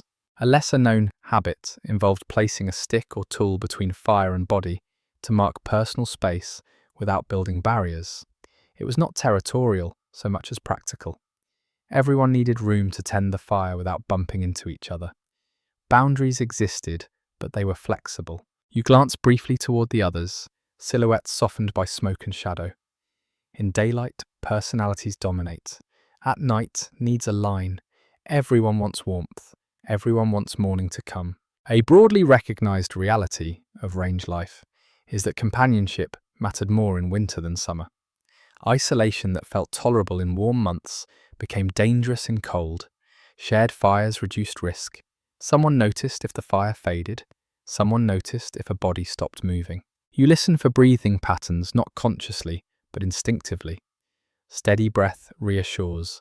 Irregular breath draws attention. Cowboys learn to hear these differences without staring, offering help quietly when needed. A quirky anecdote from a trail memoir mentions men synchronizing their movements, unconsciously shifting positions together as the fire changed. It sounds unlikely, but you feel it now. When one person leans in, others adjust. Warmth ripples outward. You warm your hands again, careful not to linger too long. Fairness matters. You move back slightly when sensation returns, allowing someone else closer. This exchange happens all night, smooth and efficient. The firelight reveals small details. Cracked knuckles, worn cuffs, repairs stitched in uneven patterns. These details tell stories, but tonight they are simply evidence of shared wear. Scholars continue to explore how these informal social systems developed and whether they differed across regions or crews. Records vary. What remains consistent is the presence of quiet cooperation in harsh conditions.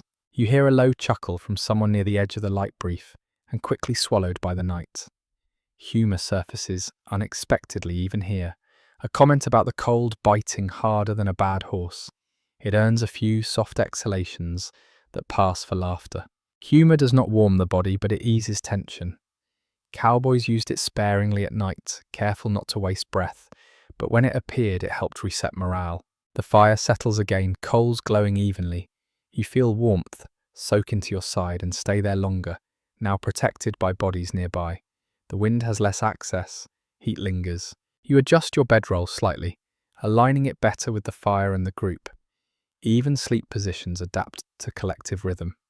No one wants to kick embers toward others or block heat unintentionally. A little known detail from winter camp descriptions mentions men using their bedrolls as extensions of the group's circle, forming a rough ring around the fire. This shape reduced drafts and created a shared thermal space. It was not planned. It emerged. You lie back aware of the subtle sounds around you, the crackle of fire, the shift of leather, the slow breathing of tired bodies. These sounds layer together into something steady and reassuring. There is a sense of safety here, limited but real. Not safety from the cold, which still presses in, but safety from facing it alone. That distinction matters. As the night continues, attention drifts, but never disappears. Someone always stirs, someone always watches. This shared vigilance reduces the burden on any one person. You feel gratitude without naming it. Gratitude for fire, for proximity, for unspoken rules that keep everyone warmer than they would be alone. The open range is vast and indifferent, but within this small circle, cooperation creates a pocket of order. Cowboys survived cold nights, not just through individual toughness, but through these quiet agreements that emerge naturally under pressure. You settle deeper into stillness, letting the presence of others do some of the work of holding the night at bay. Warmth circulates, awareness remains, and the fire continues to bind everyone together without saying a word. You become aware of the animals long before you consciously think about them. Their presence is felt as much as heard, a low shifting of weight, a soft snort, the quiet clink of tack. Horses stand nearby, heads lowered, conserving energy in the same way you are. They are not restless. They know this routine. Cold nights teach stillness to every living thing.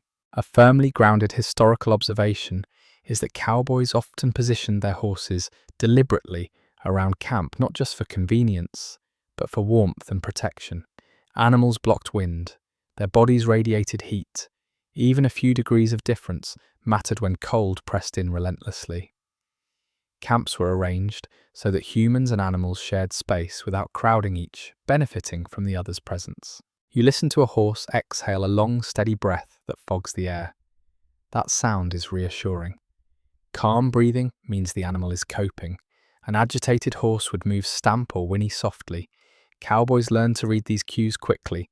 Animals often sensed weather changes before humans did. You shift slightly, aligning yourself so the wind passes first over the horses before reaching the fire. This was no accident. Generations of range work taught that animals made effective windbreaks, even if they were not fully aware of the role they played. A curious detail from winter camp accounts describes cowboys sleeping with one hand resting on a horse's flank when conditions were extreme. The warmth was noticeable, and the contact reassured both human and animal. Not everyone did this, but those who did spoke of it with quiet appreciation. Scholars still debate how intentional these practices were versus how much they emerged naturally from proximity and habit. What is clear is that animals became part of the nighttime survival system. They were not separate from it. You hear a soft stamping sound as a horse shifts weight to ease a stiff leg. The ground crunches faintly under hoof. That movement sends a ripple of warmth toward you, subtle but real. Bodies clustered together share heat even across species. Cattle farther out form their own groups, backs to the wind, heads low. They do not wander much at night in winter. Energy is precious. Cowboys learned that calm animals meant fewer problems before dawn. A spooked herd in the dark was dangerous for everyone. A lesser-known practice involved positioning dogs near bedrolls during cold nights. Dogs curled tightly, radiating heat and serving as early warning systems. Their ears picked up sounds humans missed. Some cowboys joked that a good dog was worth an extra blanket. You listen for canine movement, a faint rustle near the fire's edge. The dog shifts, then settles again, tail tucked, nose buried. Its presence adds another layer of reassurance. If something approached, you would know before you saw it. A broadly accepted reality of open-range life is that animals dictated nightly routines as much as humans did. Horses needed checking, cattle needed monitoring, fire tending adjusted to their movements. The camp was an ecosystem, not a collection of separate needs. You feel the cold deepen slightly, but the animal's presence blunts it. Wind slows, heat lingers longer near the ground. The difference is subtle but noticeable. You tuck this sensation away, another quiet lesson, reinforced by experience. A quirky anecdote from trail lore mentions cowboys timing their own movements to match those of animals, believing that staying in sync reduced stress and conserved energy. Whether true or not, the idea reflects how closely human routines followed animal behavior. You watch breath rise from nostrils, pale clouds drifting upward and vanishing. The night feels alive with quiet respiration. Every living thing here is managing the same challenge, each in its own way. Scholars continue to explore how human-animal relationships on the range went beyond labor into shared survival strategies. The evidence suggests these bonds were practical, first emotional, second but no less meaningful for it. You adjust your bedroll slightly, angling it closer to the horses without invading their space. They flick ears but remain calm. Trust flows both ways. Horses accustomed to night camps tolerated human proximity, understanding that fire and people meant safety from predators. There is a moment when a horse snorts sharply, ears pricking. You tense briefly, then listen. The sound fades. Perhaps a distant animal. Perhaps shifting wind. You remain alert until the horse relaxes again. Animals often resolved uncertainty faster than humans. You feel gratitude again, quiet and unspoken. Gratitude for warmth that is not mechanical, for shared breath and shared vigilance, for animals that unknowingly contribute to survival. The fire crackles softly, reflecting in dark eyes nearby. Heat moves outward in layers, touching hide, canvas, wool, and skin.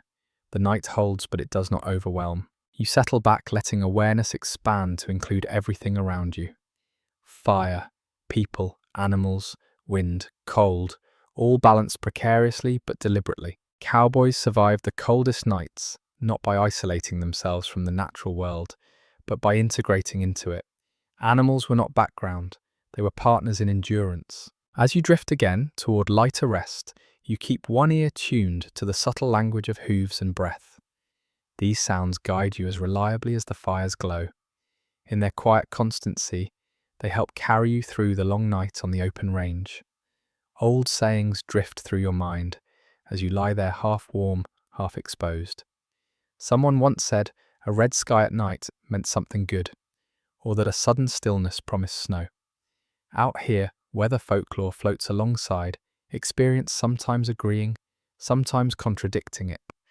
Cowboys carried both repeating phrases learned from others, while quietly testing them against the reality of the night. A commonly recognized feature of range culture is how weather sayings shaped daily decisions. Men repeated them, not because they were poetic, but because they offered guidance when little else did. Without forecasts or instruments, language became a tool for prediction. Some sayings proved reliable, often enough to earn trust. Others lingered more out of habit than accuracy. You listen again to the night, testing a familiar phrase against what you feel. Clear sky, sharp stars, still air. Many would say colder temperatures are coming. Your body agrees. Cold seems heavier now, pressing rather than biting. You respond by tightening your posture and checking the fire again. The flames have lowered coals glowing steadily. You add fuel, sparingly resisting the urge to chase comfort with excess. Experience has taught you that too much heat early often means none later. This lesson does not come from sayings. It comes from memory. A quirky belief once passed among some cowboys held that the behavior of sparks predicted weather changes. If sparks rose straight up, calm would hold. If they drifted sideways, wind would follow. You watch briefly. Sparks lift, then drift slightly. Mixed signals, you smile faintly at the uncertainty. Scholars continue to examine how much frontier weather knowledge was inherited from indigenous practices. European tradition or local observation? The answer is likely all of it at once. Cowboys were practical borrowers. If an idea seemed to work, they used it. If it failed repeatedly, it faded. You think about how these sayings provided comfort, even when inaccurate. Naming patterns made uncertainty manageable. It is easier to endure cold when you believe you understand its rhythm, even partially. A less discussed aspect of weather lore involves sound. Some believe that distant noises carried farther before storms. Others claim silence itself was the warning. You listen carefully. Sound seems muffled, now swallowed by the night. That could mean snow, or it could mean nothing at all. You adjust your blanket anyway. Preparedness matters more than certainty. Your breath fogs steadily. You notice how long the fog lingers before dissolving. That detail tells you more than words ever could. Colder air holds moisture differently. Cowboys learned to watch breath as closely as sky. A widely accepted observation from winter accounts is that seasoned hands trusted their bodies more than sayings. Goosebumps, joint stiffness, the way skin reacted to air. These sensations guided decisions when proverbs conflicted. You feel a deep chill along your spine and respond immediately, turning slightly to reduce exposure. This reaction is automatic now, honed through nights like this. Folklore might suggest waiting. Experience says act. A curious story from a trail memoir mentions a cowboy who ignored every weather, saying he heard relying solely on his knees, claiming they ached before storms. Whether true or exaggerated, the idea reflects how personal weather indicators became. You settle again, listening to the low murmur of the fire. It has become your most reliable guide. Fire behavior reflects wind-air pressure and fuel conditions all at once. It does not lie, though it requires interpretation. Scholars still debate how accurately cowboys predicted weather compared to modern forecasts. The comparison misses the point. Accuracy mattered less than responsiveness. Cowboys did not need to know what would happen tomorrow. They needed to respond to what was happening now. You notice a faint change in the air, a softness replacing the earlier sharpness. It could be your imagination. Fatigue blurs perception. You remain cautious, neither dismissing nor overreacting. You think about how modern people often mock old sayings, forgetting the context in which they emerged. When choices were limited, any pattern that reduced risk earned a place. Even flawed tools were better than none. The night continues its slow passage. The cold holds steady. No sudden storm arrives. No dramatic shift announces itself. Sometimes the night simply is what it is. You relax slightly, allowing muscles to soften without losing awareness. The fire holds. The animals remain calm. Wind does not escalate. You breathe slowly, letting the rhythm steady you. Folklore drifts away, replaced by sensation. Skin, breath, sound, these are immediate. These are reliable. A lesser-known habit involved quietly testing conditions rather than trusting sayings blindly. Touching the ground, listening to fire, watching smoke, you do all three, gathering information without naming it. You realize that folklore served its purpose earlier in the night, shaping expectation. Now experience takes over. Cowboys did not cling to sayings when conditions contradicted them. Survival required flexibility. The stars remain sharp overhead. Cold remains deep. Fire remains steady. This balance feels temporary but sufficient. You tuck the thought away that not every night brings revelation. Some simply demand endurance. Not every saying proves itself. Some fade quietly. As the hours pass, you find comfort not in prediction, but in adaptation. Responding to what is rather than what might be. The range remains indifferent to words, but attentive to action. You remain attentive in return, listening less to old phrases now and more to the night itself. You wake without fully waking, awareness rising gently rather than snapping you upright. Something has touched your face, not wind, not breath. It feels softer textured, almost delicate. For a moment your mind drifts, then the sensation registers clearly. Cold, granular, unmistakable. Snow. You lift one hand slowly and brush your cheek. Fine grains scatter across your fingers, melting almost instantly from your skin's warmth. Snow inside the camp is not a shock, it is an assessment. Cowboys did not panic at this discovery. They evaluated it. A well-attested reality of life on the open range is that complete shelter was rare. Canvas coats, bedrolls, and even makeshift windbreaks slowed weather. They did not stop it entirely.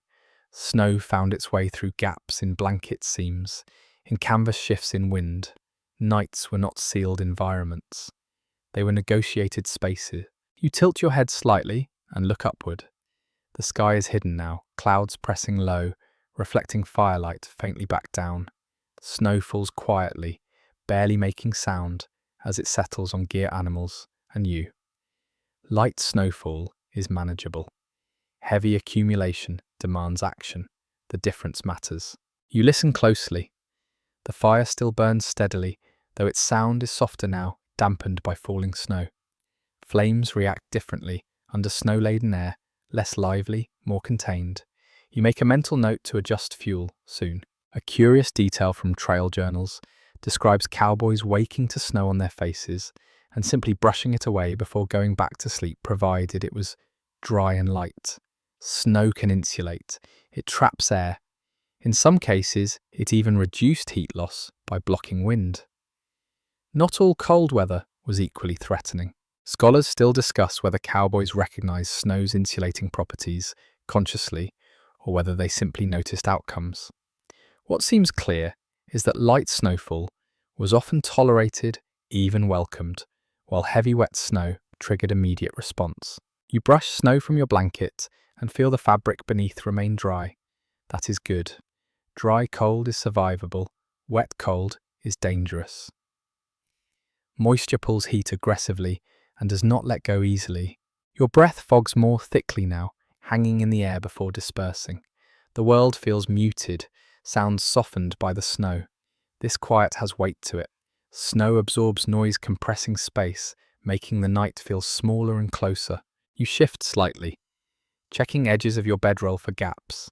Snow gathers where wind pushes it, revealing weak points in your shelter. You tuck fabric inward, sealing what you can. These adjustments happen quickly, almost without thought. A lesser-known practice involved letting a thin layer of snow accumulate intentionally on the windward side of bedrolls or gear, creating an improvised barrier. Too much snow crushed fabric and soaked through. Too little offered no benefit. Balance mattered. You glance toward the horses. Their backs are dusted, white steam rising faintly, where snow melts against warm hide. They stand quietly unfazed. Animals often handled snowfall better than wind. Their calm reassures you.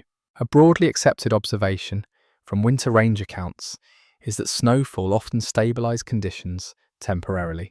Wind calmed, temperatures evened out, extremes softened. Not always, but often enough to be noticed. You reach back and add fuel to the fire, mindful of damp air.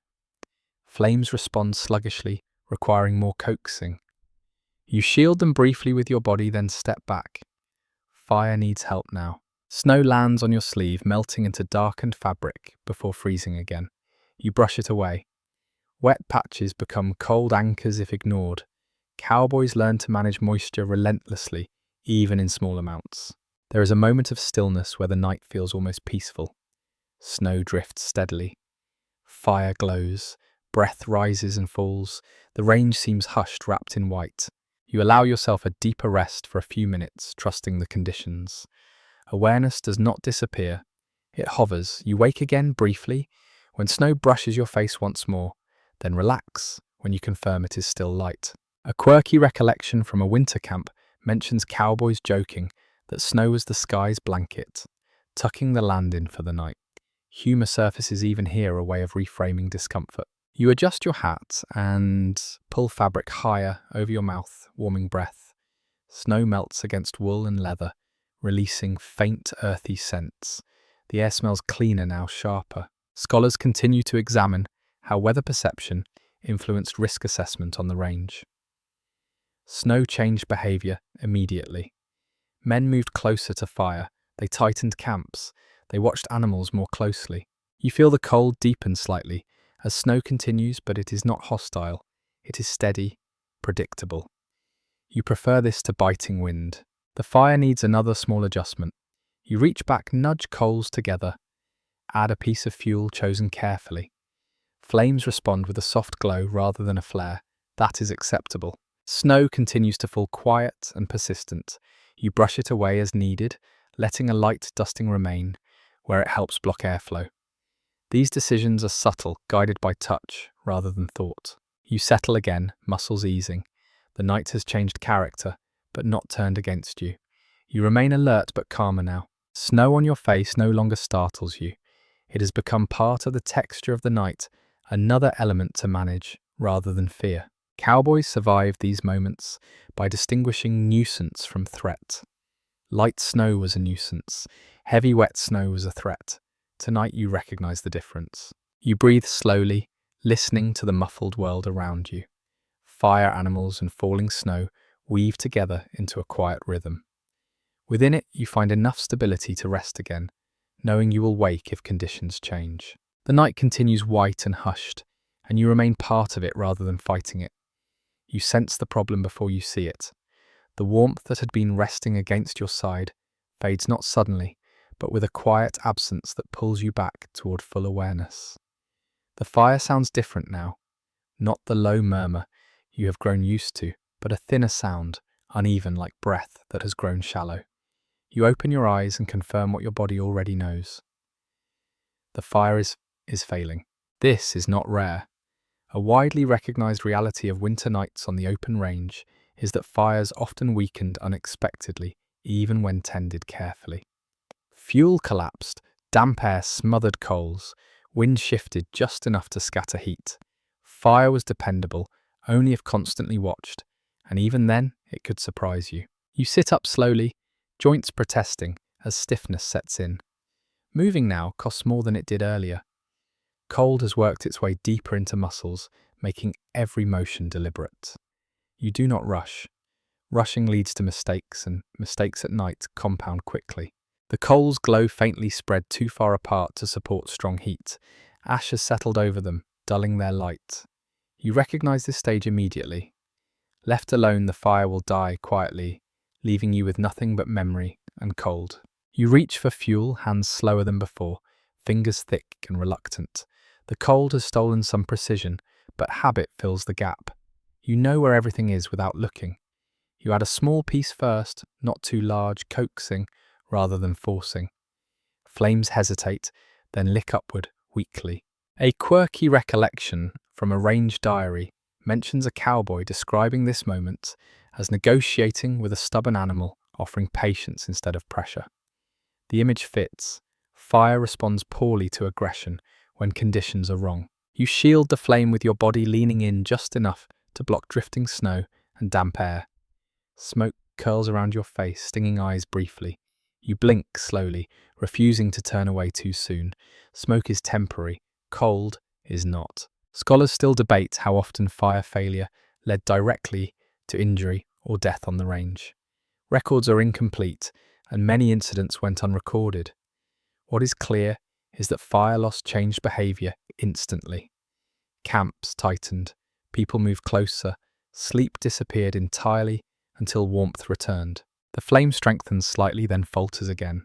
You add another piece of fuel, smaller this time, listening carefully. The sound improves. A soft crackle returns, tentative but present. You wait. Waiting matters more than adding. You become acutely aware of the cold pressing in during this pause. Without the fire's steady output, the night reasserts itself quickly. Your breath fogs thickly now. Fingers ache, toes burn faintly as circulation shifts. A lesser discussed practice involved scraping ash away from coals during moments like this, exposing hotter embers beneath. You do this now, gently careful, not to scatter what little heat remains. The coals brighten in response, glowing deeper red. You nod slightly satisfied. This is working. A commonly accepted observation among experienced hands was that fire failures often occurred during weather transitions. Snow dampened fuel, calm air settled heavy, temperature dropped another notch. Recognizing these patterns helped men anticipate trouble, but anticipation never eliminated it. You feed the fire again, slowly building heat back into the system. Flames rise modestly, not impressive but functional. Heat returns in waves, brushing your hands, then your knees. You exhale deeply, a sound you did not realize you were holding back. Relief arrives quietly without celebration. There is no victory here, only restoration. You glance around the camp, others have stirred too. Shapes shift, someone else adds fuel from another angle. No words are exchanged. Fire trouble is collective trouble. Everyone understands that.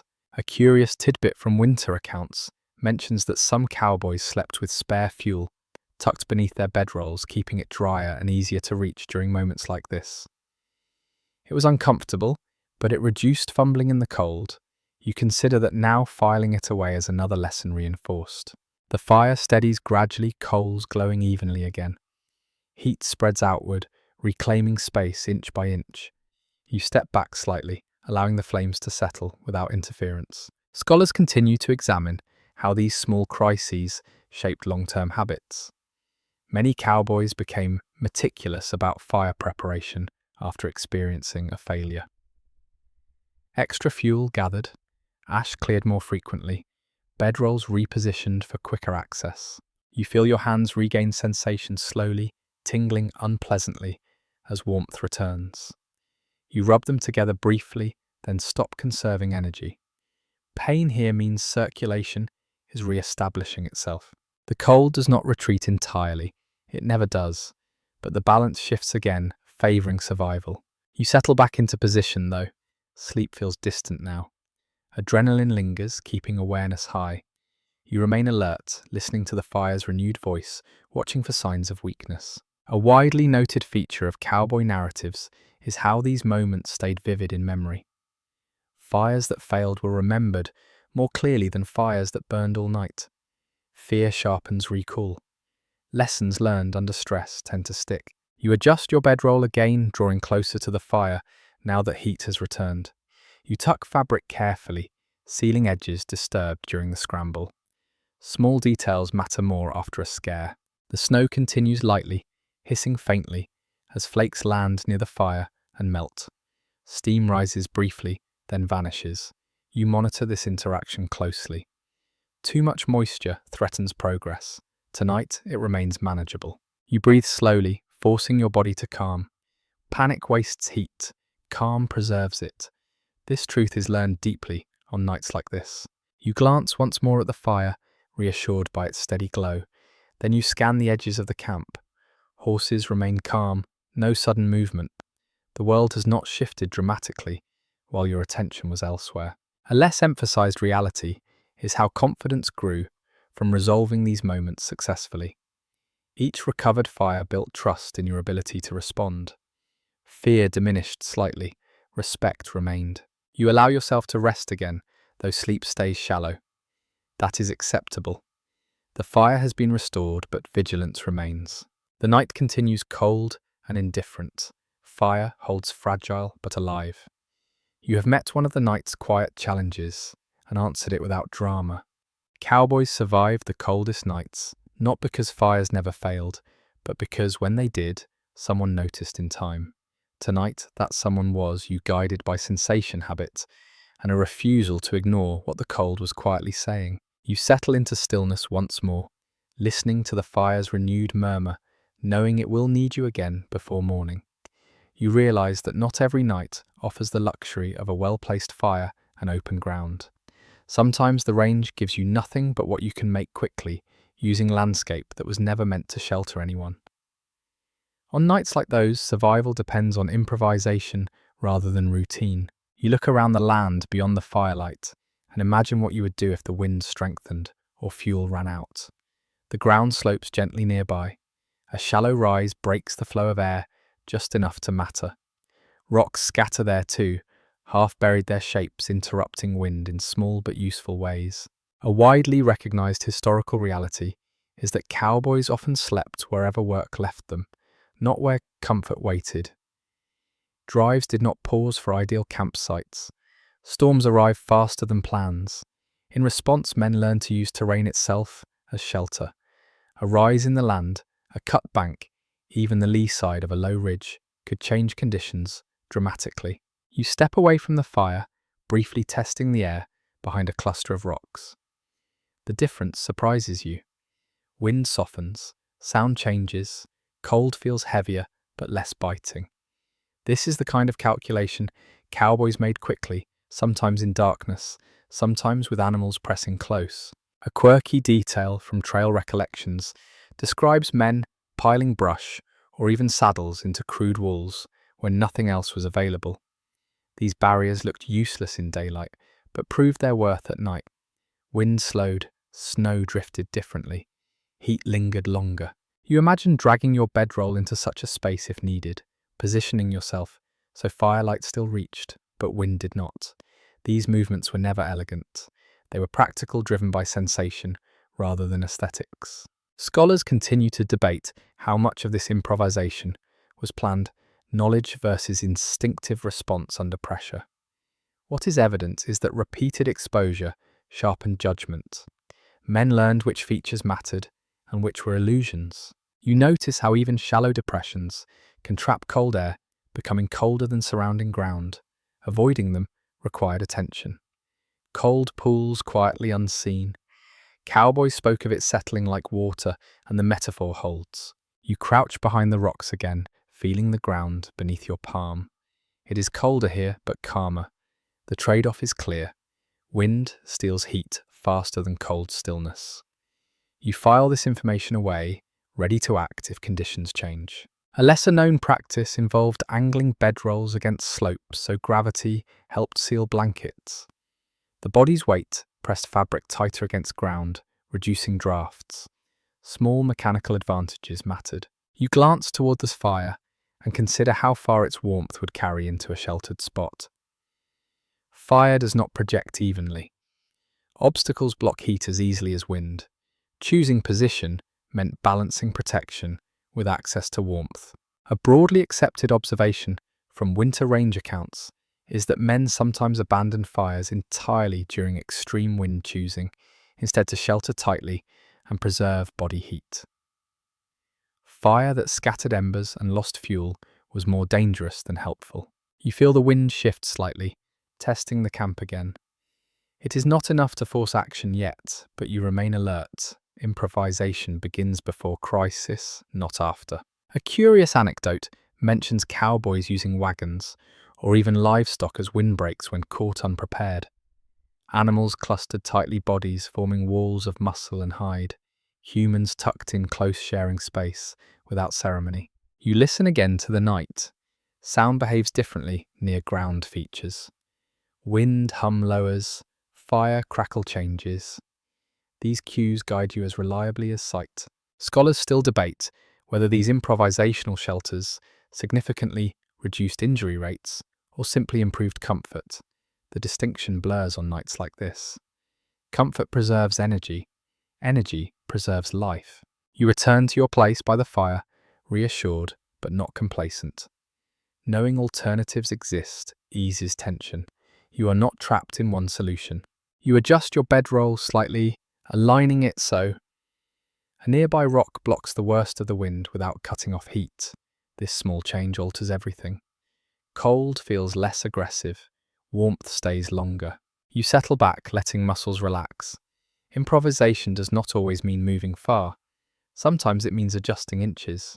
The night continues its quiet test. You have options now. That knowledge itself is a form of shelter.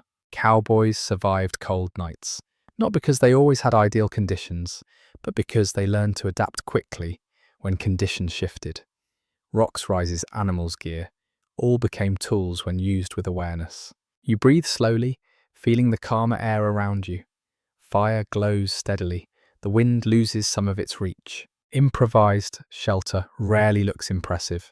It looks like survival. Tonight, that is enough. Time stretches in unfamiliar ways during long, cold nights. Minutes feel heavier. Hours lose their edges.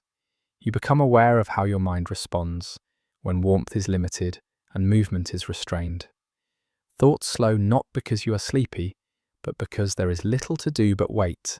The night teaches patience, sometimes gently, sometimes not. You stare into the fire for a while, watching coals pulse from dull red to brighter orange, then dim again. This rhythm becomes a clock of sorts. Cowboys rarely knew the exact hour during winter nights. Watches froze, hands stiffened. Instead, time was measured by sensations. How deep the cold felt, how often the fire needed feeding, how far fatigue had crept into bones. A well-supported observation in historical accounts is that cold altered perception of time. Nights seemed longer than days, darkness felt endless. Men wrote about hours that felt doubled, about waiting for dawn, as if it were a distant promise rather than a certainty. You notice your thoughts drifting more easily now. Memories surface uninvited, faces from other seasons, sunlight on grass, the smell of dust instead of snow. Cold nights invite this kind of inward travel. When the body is still, the mind wanders. Scholars continue to examine whether prolonged exposure to cold and isolation affected mental health on the range. Letters hint at melancholy. Journals mention restlessness, but they also reveal adaptation. Minds learn to occupy themselves quietly to find rhythm in repetition. You bring your attention back to the present deliberately. Fire, breath, ground. Letting thoughts run unchecked risks slipping too far inward where awareness dulls. Cowboys learn to pull themselves back gently without alarm. A quirky detail from winter camps mentions men counting breaths or heartbeats to pass time, not as meditation, but as distraction. Others recited songs silently or replayed stories heard months earlier. Anything to give shape to waiting. You adjust your position slightly, easing pressure on one hip. The movement feels stiff joints protesting briefly. Cold makes the body honest about discomfort. Ignoring it does not make it disappear. Small adjustments prevent bigger problems later. The range feels immense and very close at the same time. Darkness erases distance. Without visual cues, everything beyond the firelight becomes abstract. You could be surrounded by miles of empty land, or crowded with unseen shapes. Both feel equally plausible in the dark. A widely recognized feature of cowboy narratives is the way night magnified internal experience. Daylight demanded action and night invited reflection. Cold intensified both. You listen again to the sounds around you. The fire's murmur, a horse shifting, snow brushing lightly against fabric. These sounds anchor you, preventing the mind from floating too far away. A lesser discussed habit involved deliberately naming sensations internally. Cold on cheeks, warmth on hands, pressure beneath shoulders. This mental inventory kept attention engaged and prevented drift into numbness, both physical and mental. You feel fatigue settle deeper now, not sudden but layered. Muscles ache with a dull persistence. Eyes grow heavier. This is the stage where the temptation to give in becomes strongest. Cowboys spoke of fighting the desire to curl inward completely and disappear into sleep. Historians still debate whether the psychological strain of these nights left lasting effects or faded with warmer seasons. The truth likely varied. Some carried the weight longer, others shed it quickly when conditions changed. You breathe slowly, matching the fire's pace. Inhale, exhale. Each breath feels slightly warmer than the last, a sign that digestion and circulation are still doing their work. Time passes, though you cannot say how much. The night does not mark it clearly. This ambiguity becomes normal. Cowboys learned not to fixate on dawn, but to exist within the present hour, however long it felt. A curious recollection from a winter drive mentions men describing the night as elastic stretching, when attention wandered and snapping back when something changed. You feel that elasticity now. You check the fire again, noticing a subtle shift. Coals have spread slightly. Heat has thinned. You respond without urgency, nudging them together, adding a small piece of fuel. Action breaks the mental haze. The warmth returns modestly.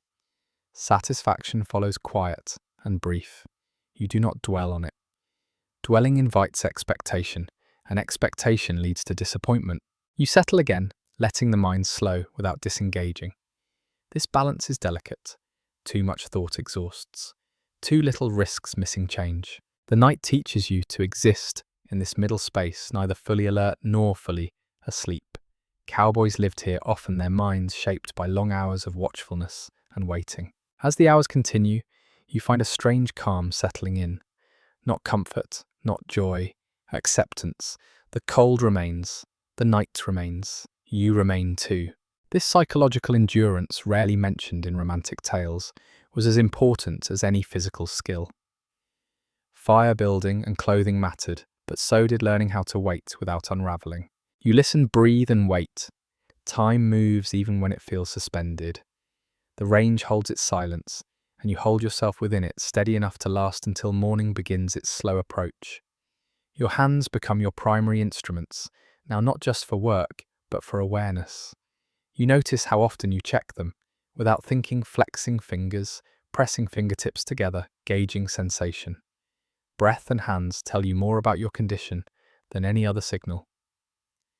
Cowboys relied on these cues constantly, especially in the deepest hours of the night. You lift your hands briefly into the firelight. Skin looks pale, then slowly flushes as warmth reaches it. That change reassures you. Colour returns before feeling does. You wait for tingling, then the familiar ache that follows. It is uncomfortable, but it means circulation is alive.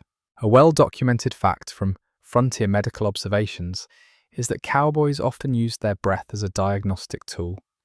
Visible breath indoors or close to the fire signaled significant cold. Outdoors, changes in breath density and duration provided clues about temperature shifts. Breath became a kind of barometer, simple and reliable. You exhale slowly and watch the cloud form hang, then dissolve. It lingers longer than it did earlier. The night has grown colder. You respond by tightening your posture and drawing your hands back toward your chest. These responses happen without conscious planning now. Habit has taken over. Your breath sounds louder in your ears, sharper as it enters lungs chilled by the air. You adjust the fabric over your mouth again, warming inhaled air slightly. This small change reduces the sting in your chest and keeps coughing at bay. Cowboys learned quickly that irritated lungs led to sleepless nights and lingering illness. A quirky detail from winter accounts describes men quietly counting breaths between fire checks, using the rhythm to stay alert. Breathing became both anchor and alarm. If it grew shallow or irregular, it was time to move. You feel stiffness creeping into wrists and elbows. Joints announce the cold before muscles do. You rotate them, gently, careful not to overdo it. Motion warms, but too much motion wastes heat. The balance is delicate and learned through repetition. Scholars continue to debate how much cowboys understood about circulation versus how much they simply reacted to sensation. Whatever the explanation, the behavior was effective. Men moved when they needed to. They rested when they could. You warm your hands again, briefly, then pull them back under layers. The fire's heat is uneven, shaped by wind and fuel placement. You adapt, turning slightly to expose one side, then the other. Even warmth is rare. Alternating warmth is manageable. Your breath fogs inside your cocoon, dampening fabric slightly. Moisture management becomes important again. You shift to allow air to circulate just enough to dry the cloth without losing too much heat. These micro adjustments happen constantly. A lesser mentioned habit involved cupping hands together and breathing into them gently, not forcefully, warming skin without soaking fabric. You try it now. It helps briefly. You become aware of how quiet the camp has grown.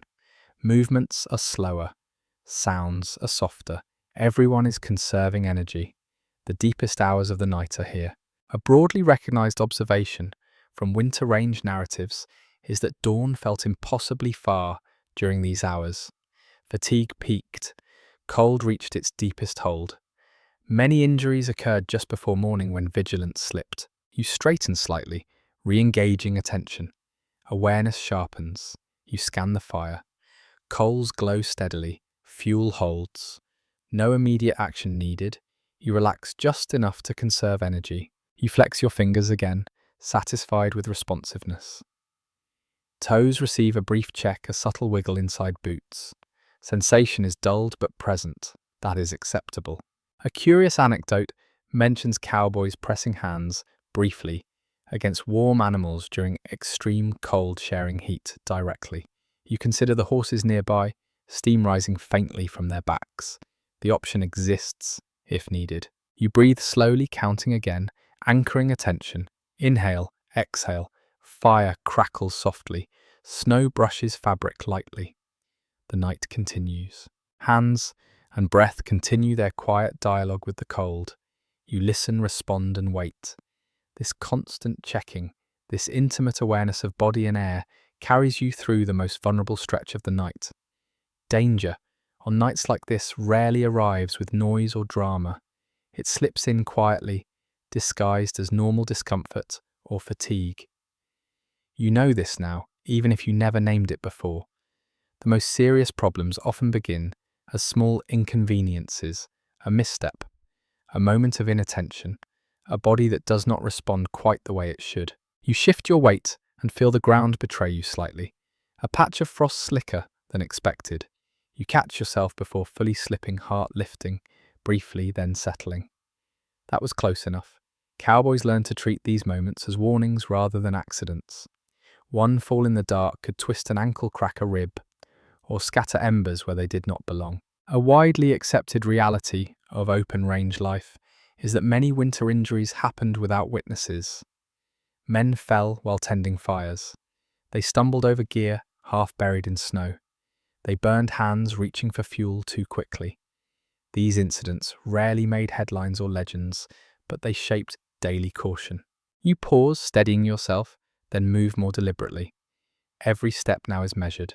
You lift your feet slightly higher, placing them down carefully rather than dragging them. This simple adjustment reduces risk, though it costs energy.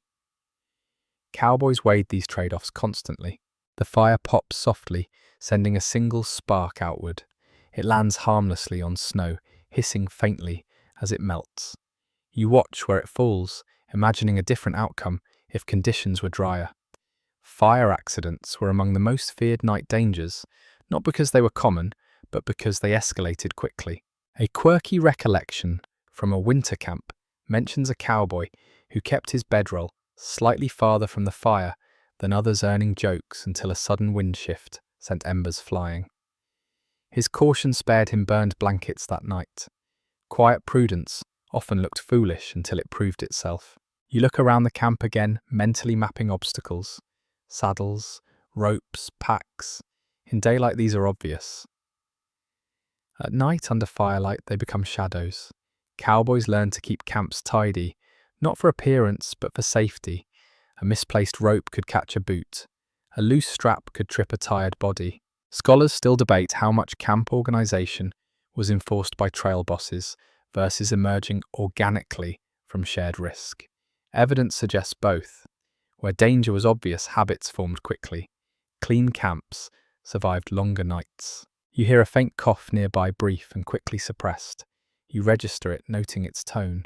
Dry, short, not alarming yet. Cold, irritated throats.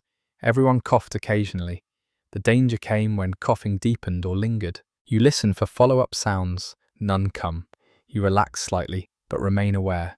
Cowboys watched for patterns, not single events. One cough meant little. Repeated coughing meant trouble. A lesser, discussed risk involved dehydration. Cold reduced thirst signals, yet bodies still lost moisture through breath and exertion. Dry mouths and thick saliva hinted at it. Some cowboys kept water close at night, sipping carefully to avoid chilling themselves. You reach for your cup, take a small sip. The water is cold but manageable. You swallow slowly, then stop. Too much at once lowers body temperature. Moderation rules everything out here. Your eyes feel heavy, now lids resisting effort. Fatigue dulls perception, making small dangers harder to notice. You counter this by sitting up slightly. Changing posture, resetting awareness. Movement brings clarity even when uncomfortable. A commonly observed feature of winter narratives is how men spoke of accidents as things that simply happened without assigning blame. The range was unforgiving. Perfection was impossible. Preparation reduced risk but never eliminated it. You feel stiffness in your neck and roll your shoulders gently. Cramped muscles respond poorly in emergencies. Staying loose matters. There is a faint creak of leather as someone nearby shifts, then stillness returns. You imagine the others doing similar checks, each in their own quiet way. Shared risk fosters parallel vigilance. Scholars continue to explore how these environments shaped risk tolerance. Cowboys accepted danger as routine, but not casually. They respected it, adjusting behavior constantly. You check the fire again, noting its edges. Coals remain contained. No embers wandering. Fuel is stable. This reduces one category of risk, at least temporarily. You glance toward the horse's silhouette, steady. Calm animals reduce unexpected movement. A startled horse at night could trample gear or people without meaning to. A curious detail from oral histories mentions cowboys humming softly during fire, tending to announce presence, preventing others from being startled. Silence could be dangerous if someone assumed they were alone. You make a small sound yourself, a gentle clearing of the throat, then settle again.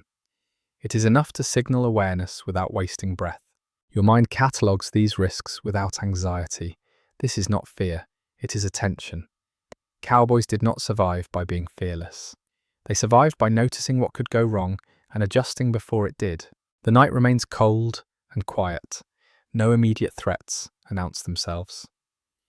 That does not mean safety is guaranteed. It means vigilance continues. You feel the weight of fatigue again and let yourself rest a little deeper, but not completely. Awareness floats near the surface, ready to rise. Accidents on the range were whispered, not shouted. They crept in when attention drifted. Tonight, you have kept yours steady enough. You breathe slowly, letting the fire's warmth anchor you again. The most dangerous hours are nearly past but not finished. Dawn is still distant. You remain present, listening, watching, adjusting. This quiet diligence, repeated night after night by countless cowboys, prevented countless unseen tragedies. It never earned songs, it earned mornings. And that out here was the only reward that mattered. Laughter arrives in small doses on nights like this, never loud, never long. It slips in sideways, a comment murmured into the dark, a dry observation shared without expectation of reply. You feel it ripple gently through the camp, not enough to break the quiet, but enough to soften it. Cowboys used humor the way they used blankets, sparingly, strategically, to take the edge off something that could otherwise feel overwhelming. Someone near the fire mutters that the cold bites harder than a green horse with a sore mouth. The line earns a few low exhales that pass for laughter. No one adds to it. The moment does its work and fades. Humor here is not about entertainment, it is about pressure release. A widely recognized element of range culture is how joking coexisted with hardship. Men did not laugh because conditions were easy. They laughed because conditions were hard and humor made them feel manageable. Dry wit replaced complaint. Sarcasm stood in for fear. You feel your own mouth curve slightly beneath scarf and hat. The movement is small, but it changes your breathing. Tension eases just enough to conserve energy. The fire crackles softly, as if acknowledging the shift. A quirky recollection from winter trail stories mentions cowboys competing quietly over who could deliver the most understated complaint. Saying something was a little chilly, when breath froze in midair, became a kind of shared joke. Exaggeration was unnecessary. Understatement carried more weight. You listen for more voices, but the camp returns to silence. Humor is rationed at night like fuel. Too much talk wastes breath and heat. The timing matters. A joke at the wrong moment distracts from vigilance. A joke at the right moment resets morale. Scholars still debate how significant humor was as a coping mechanism compared to routine and habit. Evidence suggests it played a subtle role, not enough to solve problems, but enough to keep minds from spiraling inward. You shift slightly, feeling muscles relax a fraction. Cold tightens bodies, Laughter loosens them even briefly. This has practical value. Relaxed muscles move more efficiently. Calm minds make better decisions. The fire needs a small adjustment. You lean forward, add a piece of fuel, then settle back. The warmth returns steadily. Someone else clears their throat softly, perhaps in acknowledgement, perhaps just to stay awake. A lesser-known habit involved using humour to signal alertness. A quiet remark told others you were awake and paying attention. Silence could mean sleep or trouble. Words, even brief ones, reassured the group. You think about how modern depictions often portray cowboys as stoic and silent. The reality is more nuanced. Silence existed, but so did moments of levity. Both serve survival. You feel fatigue again, heavy and persistent. Humour does not remove it, but it makes it easier to carry. The night feels a little less oppressive. A curious anecdote from a winter camp mentions a cowboy naming his bedroll after a disliked supervisor, claiming it treated him with equal cruelty. The joke circulated quietly for days. Small stories like that stuck because they added texture to long, monotonous stretches. You breathe slowly, letting the memory of that comment linger just long enough to warm the mind. Then you let it go. Focus returns to the fire, the wind, the snow. Scholars continue to examine how shared hardship shapes group identity. Humour appears repeatedly in accounts of extreme environments. It marks belonging, it reinforces trust, it signals resilience. You glance around the camp briefly. Shapes remain hunched and still. Everyone is conserving energy again. The moment of levity has passed. You tuck your hands back under layers, fingers warm enough for now. The fire holds steady.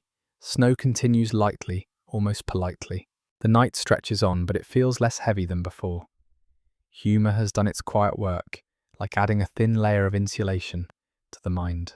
Cowboys did not survive cold nights on toughness alone. They survived with routines, attention, and small human moments that reminded them they were not alone in the dark. You settle back, awareness hovering comfortably. The fire glows. The camp breathes quietly. Somewhere in the dark, a half-remembered joke lingers light enough not to weigh you down. The cold remains. The night remains. But for a moment it feels just a little easier to endure. You begin to sense how much the land itself shapes the cold. Not all nights on the range feel the same even when temperatures match. Geography decides details that bodies feel immediately. The cold here behaves differently than it would farther north or closer to mountains or near water. Cowboys learned this not from maps but from nights spent in many places, each teaching its own lessons. A broadly acknowledged historical fact is that winter conditions varied dramatically across cattle country. Nights on the southern plains differed from those in the high desert. Open grassland held cold differently than broken hills. Near rivers, dampness crept into clothing and bone. In higher elevations, air thinned and temperatures dropped faster after sunset. You imagine yourself farther west where rocky ground sheds heat quickly and wind funnels through narrow passes. Fire there behaves differently. Flames pulled sideways by unseen currents. In flatter country, cold spreads more evenly, less dramatic but relentless. You feel the ground beneath you now and recognize its character. Dry, hard, honest. This place gives up heat quickly but does not cling to moisture. You prefer this to damp ground, even if it feels colder at first. Dry cold is predictable. Wet cold is not. A quirky detail from trail accounts describes cowboys who claimed they could tell what region they were in just by how the cold felt against their skin at night. Prairie cold, they said, pressed evenly. Mountain cold sliced. River cold crept upward. Whether poetic or accurate, the idea reflects close attention. Scholars continue to debate how regional adaptation shaped cowboy practices. Bedroll arrangements, fire styles, clothing layers, even sleeping postures shifted subtly depending on terrain and climate.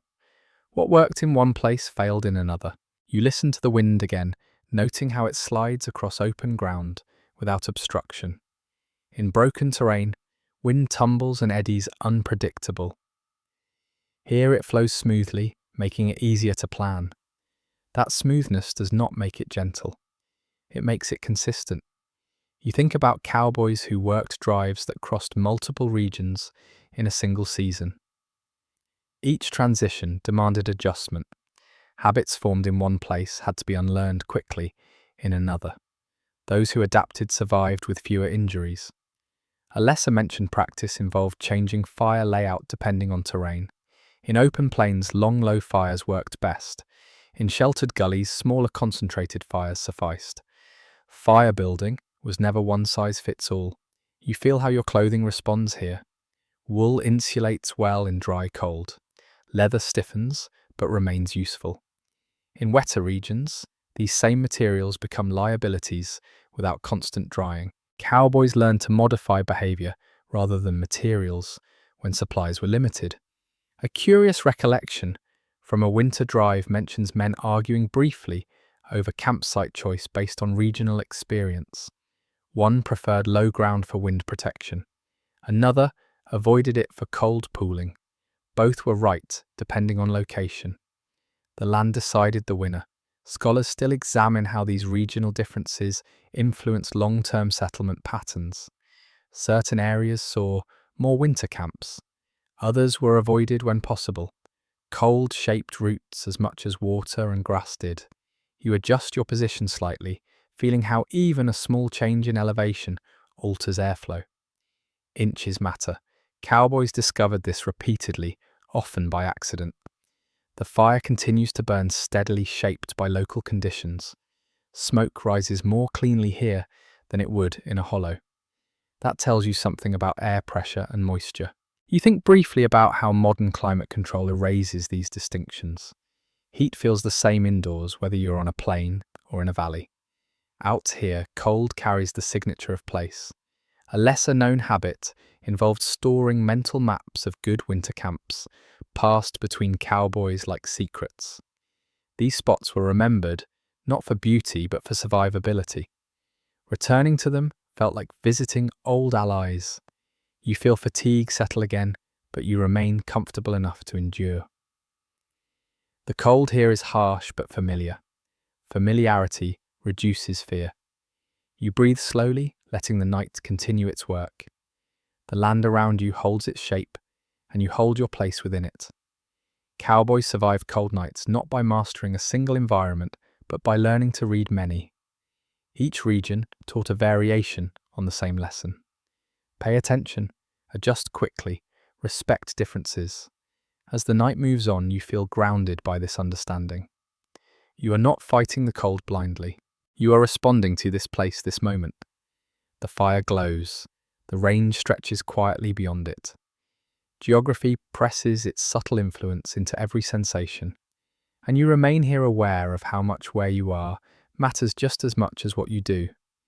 Images drift through your mind that do not belong to this night. Tall flames roaring like bonfires at a festival. Cowboys stretched out comfortably, hats tipped low, sleeping deeply until sunrise. These are the pictures modern stories like to offer, neat and dramatic. Lying here now, you can feel how far they are from the truth. A well-established historical understanding is that campfires on the open range were usually modest, not cinematic. Fuel scarcity, wind, and the need for control meant fires were kept low and disciplined. Big flames wasted resources and created danger. They looked impressive in stories, but they shortened nights rather than easing them. You glance at your own fire and see how careful it is. Compact, purposeful. It does not light up the landscape. It barely holds back the dark. This is how it had to be. Anything more would have been irresponsible. Modern portrayals also love the idea of uninterrupted sleep. You know better now. Rest here is shallow, broken, conditional. You drift, you wake, you listen, you adjust. This pattern repeats until morning. A full night of deep sleep is not just rare, it is unlikely. Scholars continue to debate whether popular culture borrowed these myths from later romanticized accounts or invented them outright. Either way, the result is the same. The reality of cold nights is quieter, slower, and far less dramatic. You think about how films often show cowboys wearing light jackets or open shirts at night, faces relaxed, unbothered by the cold. In truth, layers were constant. Hats stayed on, coats stayed closed, skin was covered whenever possible. Exposure was minimized without apology. A quirky detail from early film sets reveals that actors sometimes complained about heavy costume layers because they looked bulky on camera. Real cowboys would have welcomed the bulk. Bulk meant insulation. Another popular myth involves constant conversation around the fire stories flowing freely late into the night. You listen now to the quiet and realize how unrealistic that image is. Talking costs breath. Breath costs heat. Words are rationed. A widely accepted observation from authentic cowboy accounts is that nights were mostly silent. Conversation faded quickly after sunset. What remained were brief exchanges tied to necessity or humour, then long stretches of shared quiet. You shift slightly, feeling the weight of blankets and clothing. Nothing here feels glamorous. It feels functional. This is the part stories often skip. Function does not look heroic. It looks repetitive. There is also the myth of endless toughness, the idea that cowboys simply endured cold without discomfort, that they shrugged it off. You know now how misleading that is. Cold was felt constantly. It was acknowledged. It shaped every decision. Endurance was not the absence of suffering. It was the management of it. Scholars still argue whether romantic narratives intentionally downplayed discomfort to create stronger icons, or whether later audiences simply preferred simpler stories. Either way, the lived experience was far more nuanced. You think about how modern depictions often ignore fire tending, entirely as if flames maintain themselves. You have spent hours adjusting, feeding, watching. Fire here is work, not background or decoration. A lesser-known fact from Winter Diaries is that many men wrote more about managing fire than about riding. Riding happened in daylight. Fire happened all night. One demanded skill, the other demanded vigilance. Another myth involves the idea that cowboys always travelled with ample supplies. In reality, resources were limited and unpredictable. Fuel ran out, food ran low, clothing wore thin. Adaptation mattered more than abundance. You feel the truth of that now, as you consider how carefully every piece of fuel has been used. Nothing wasted, nothing assumed. The fire you have is the result of constant attention, not luck.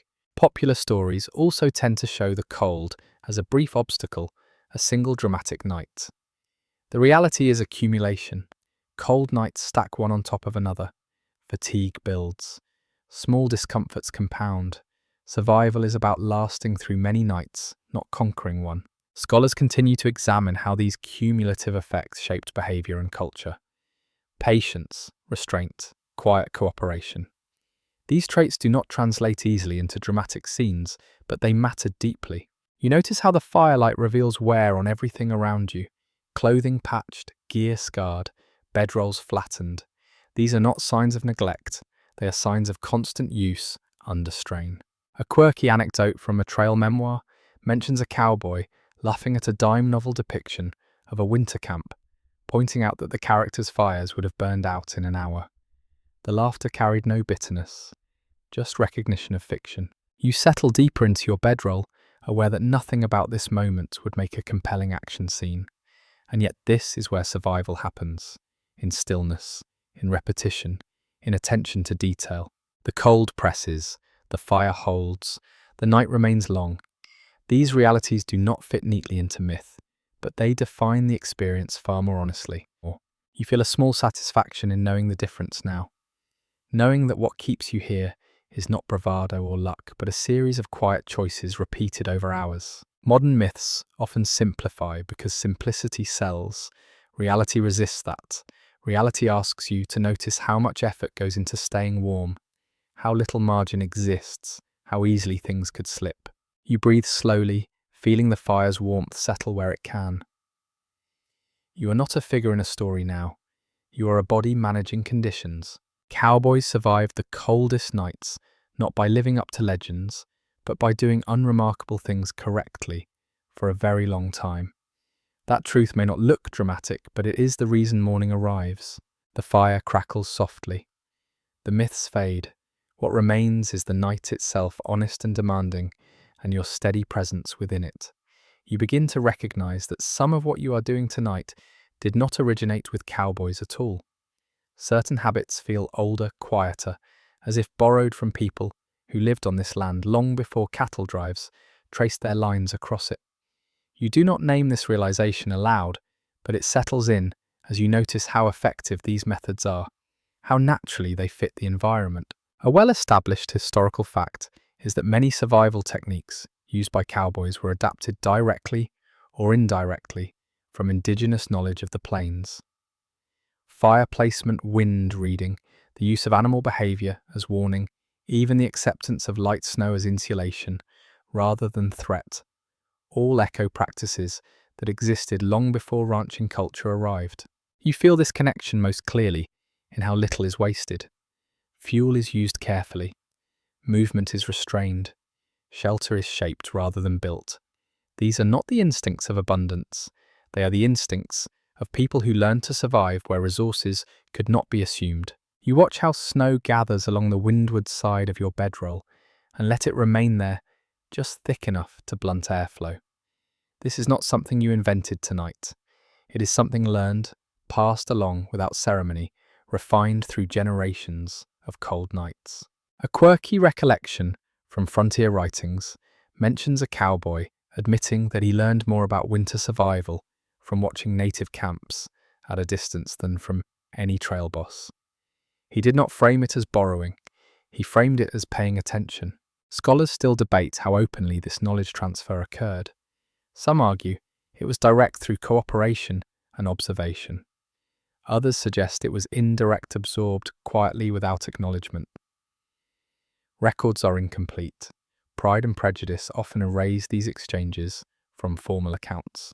What remains undeniable is that the techniques worked. You notice how the fire is positioned not to dominate the space, but to complement it.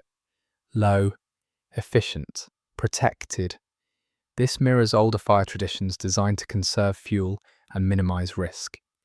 Tall fires announce presence, low fires preserve life. You think briefly about how modern survival advice often presents these techniques as rediscoveries, as if they were lost and found again. In truth, they were never lost. They were simply practiced quietly by those who needed them most. A lesser-known practice involved using the body's position relative to the fire and wind as the primary form of temperature control, rather than adding or removing layers constantly. You do this now without thinking, rolling slightly adjusting angle sealing drafts. These movements feel intuitive because they are. You listen to the night again and notice how sound travels differently over snow, over grass, over earth. This awareness feels inherited rather than learned. The land teaches it to anyone willing to listen long enough. Historians continue to examine how much of cowboy culture was truly invented and how much was adapted. The answer is complex, innovation and borrowing blurred together. What mattered was survival, not authorship. You warm your hands briefly, then return them to your chest. The pattern feels ancient. Warm, protect, wait, repeat. There is humility in this realization. The cold does not care who you are or where your knowledge came from. It responds only to effectiveness. Techniques that worked endured, those that did not faded quickly. You glance toward the animals again, seeing how they cluster and orient themselves instinctively. Humans learned from that too, whether they admitted it or not. Watching how horses and cattle positioned themselves against wind taught lessons no book could offer. A curious anecdote from a winter camp mentions a cowboy being gently corrected by an older native guide when he tried to build a large fire for comfort. The guide reduced it silently, explaining later that warmth lasts longer when it is not chased. The lesson stayed. You feel the truth of that now, as your own fire holds steady, modest but reliable. Chasing comfort would have burned it out hours ago. You breathe slowly, letting this understanding settle. Survival here is not about dominance, it is about alignment.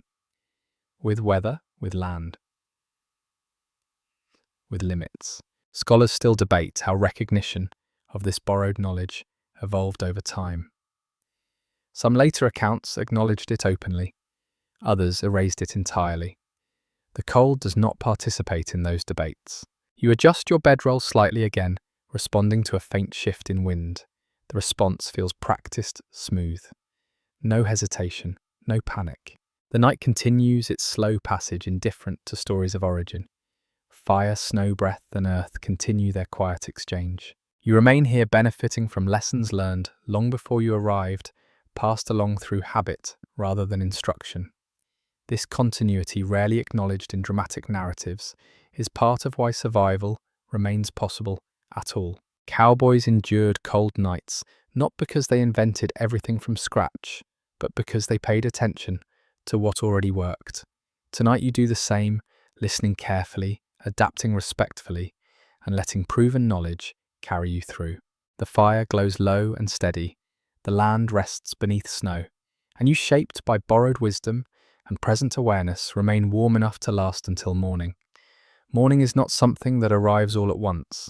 It announces itself quietly, long before light reaches the fire circle. You sense it first as a subtle easing, not of cold but of pressure. The night's grip loosens slightly. Fatigue shifts from sharp to dull. Even before the sky changes colour, your body knows that something is different. You stir and test your fingers again. Sensation returns more readily now, tingling without the earlier bite. That is a good sign. You flex slowly, then stop. No need to rush warmth. Let it come gradually. Cowboys learned that mornings demanded patience, just as much as nights did. A widely recognized reality of winter range life is that the hours just after dawn were often the most uncomfortable. Bodies stiffened overnight. Muscles cooled deeply. Rising too fast risked injury. Many men waited beside the fire, warming joints before attempting any real movement. You sit up a little more fully now, spine protesting, then settling. The fire still holds, though it has thinned. Coals glow softly enough to work with. You add a final piece of fuel, not to chase heat, but to make the transition easier. A curious habit described in winter camp notes involves cowboys touching the ground at first light, gauging frost thickness before standing fully. Thick frost meant moving carefully. Thin frost meant the day might soften sooner. You place your palm down briefly, cold but not biting, encouraging. Scholars still debate how much of this morning assessment was ritual versus necessity. What seems clear is that it reduced mistakes. Slips and strains often happened when men rushed the first movements of the day. You look toward the horses. They stir too, lifting heads, shifting weight. Steam rises more visibly from their backs, now breath heavier in the colder air near dawn. Animals often rose before people, shaking stiffness loose instinctively. Watching them reminded cowboys to do the same. A lesser mentioned reality is how quiet mornings were after hard nights. No celebration, no relief expressed loudly. Survival was acknowledged internally with small gestures. A stretch, a nod, a shared glance. You adjust your bedroll, brushing off snow that settled overnight. The fabric is cold but dry. That matters. Wet gear in the morning meant a colder night ahead. Care continued even as attention turned forward. A quirky anecdote from a trail journal mentions a cowboy who always smelled his blankets at dawn, checking for dampness before rolling them. The habit seems odd until you consider how much trouble moisture caused. Smell revealed what touch sometimes missed. You rise slowly now, knees stiff, ankles cautious. Each step is deliberate. Cold ground meets cold boots, but balance holds. You take a few steps near the fire, warming muscles gently. Historians continue to discuss how morning routines influenced endurance over long seasons. Men who rushed wore down faster. Those who moved carefully conserved energy and avoided injury. You stretch arms overhead briefly, then stop when tightness protests. Enough. Too much stretching wastes heat and risks strain. Moderation guides everything. Guides. The sky lightens gradually, grey softening toward pale blue. Snow reflects faint light, making the world appear brighter than it did at the same hour without snow. Dawn feels closer now. You take a sip of water or coffee, if any remains careful and slow. The liquid is cold, but it wakes the body. Small comforts return.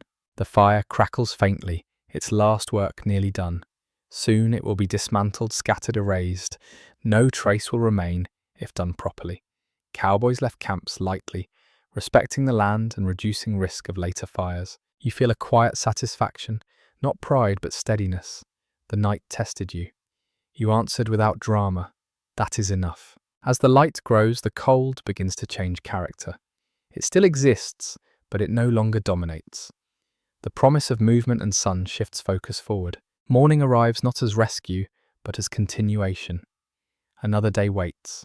The memory of the night settles into habit, reinforcing lessons that will be used again. You breathe deeply, feeling air fill lungs without stinging quite so much.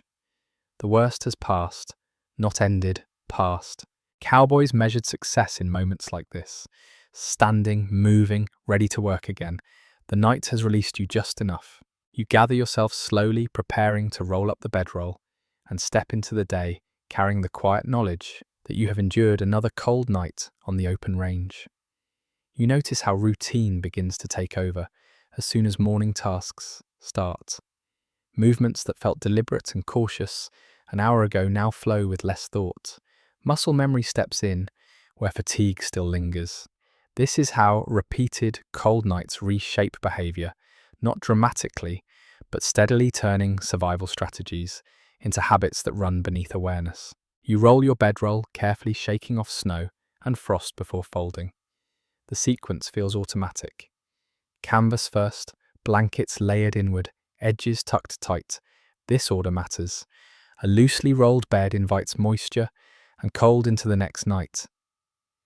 Cowboys repeated these motions hundreds of times each winter, refining them without ever naming the process.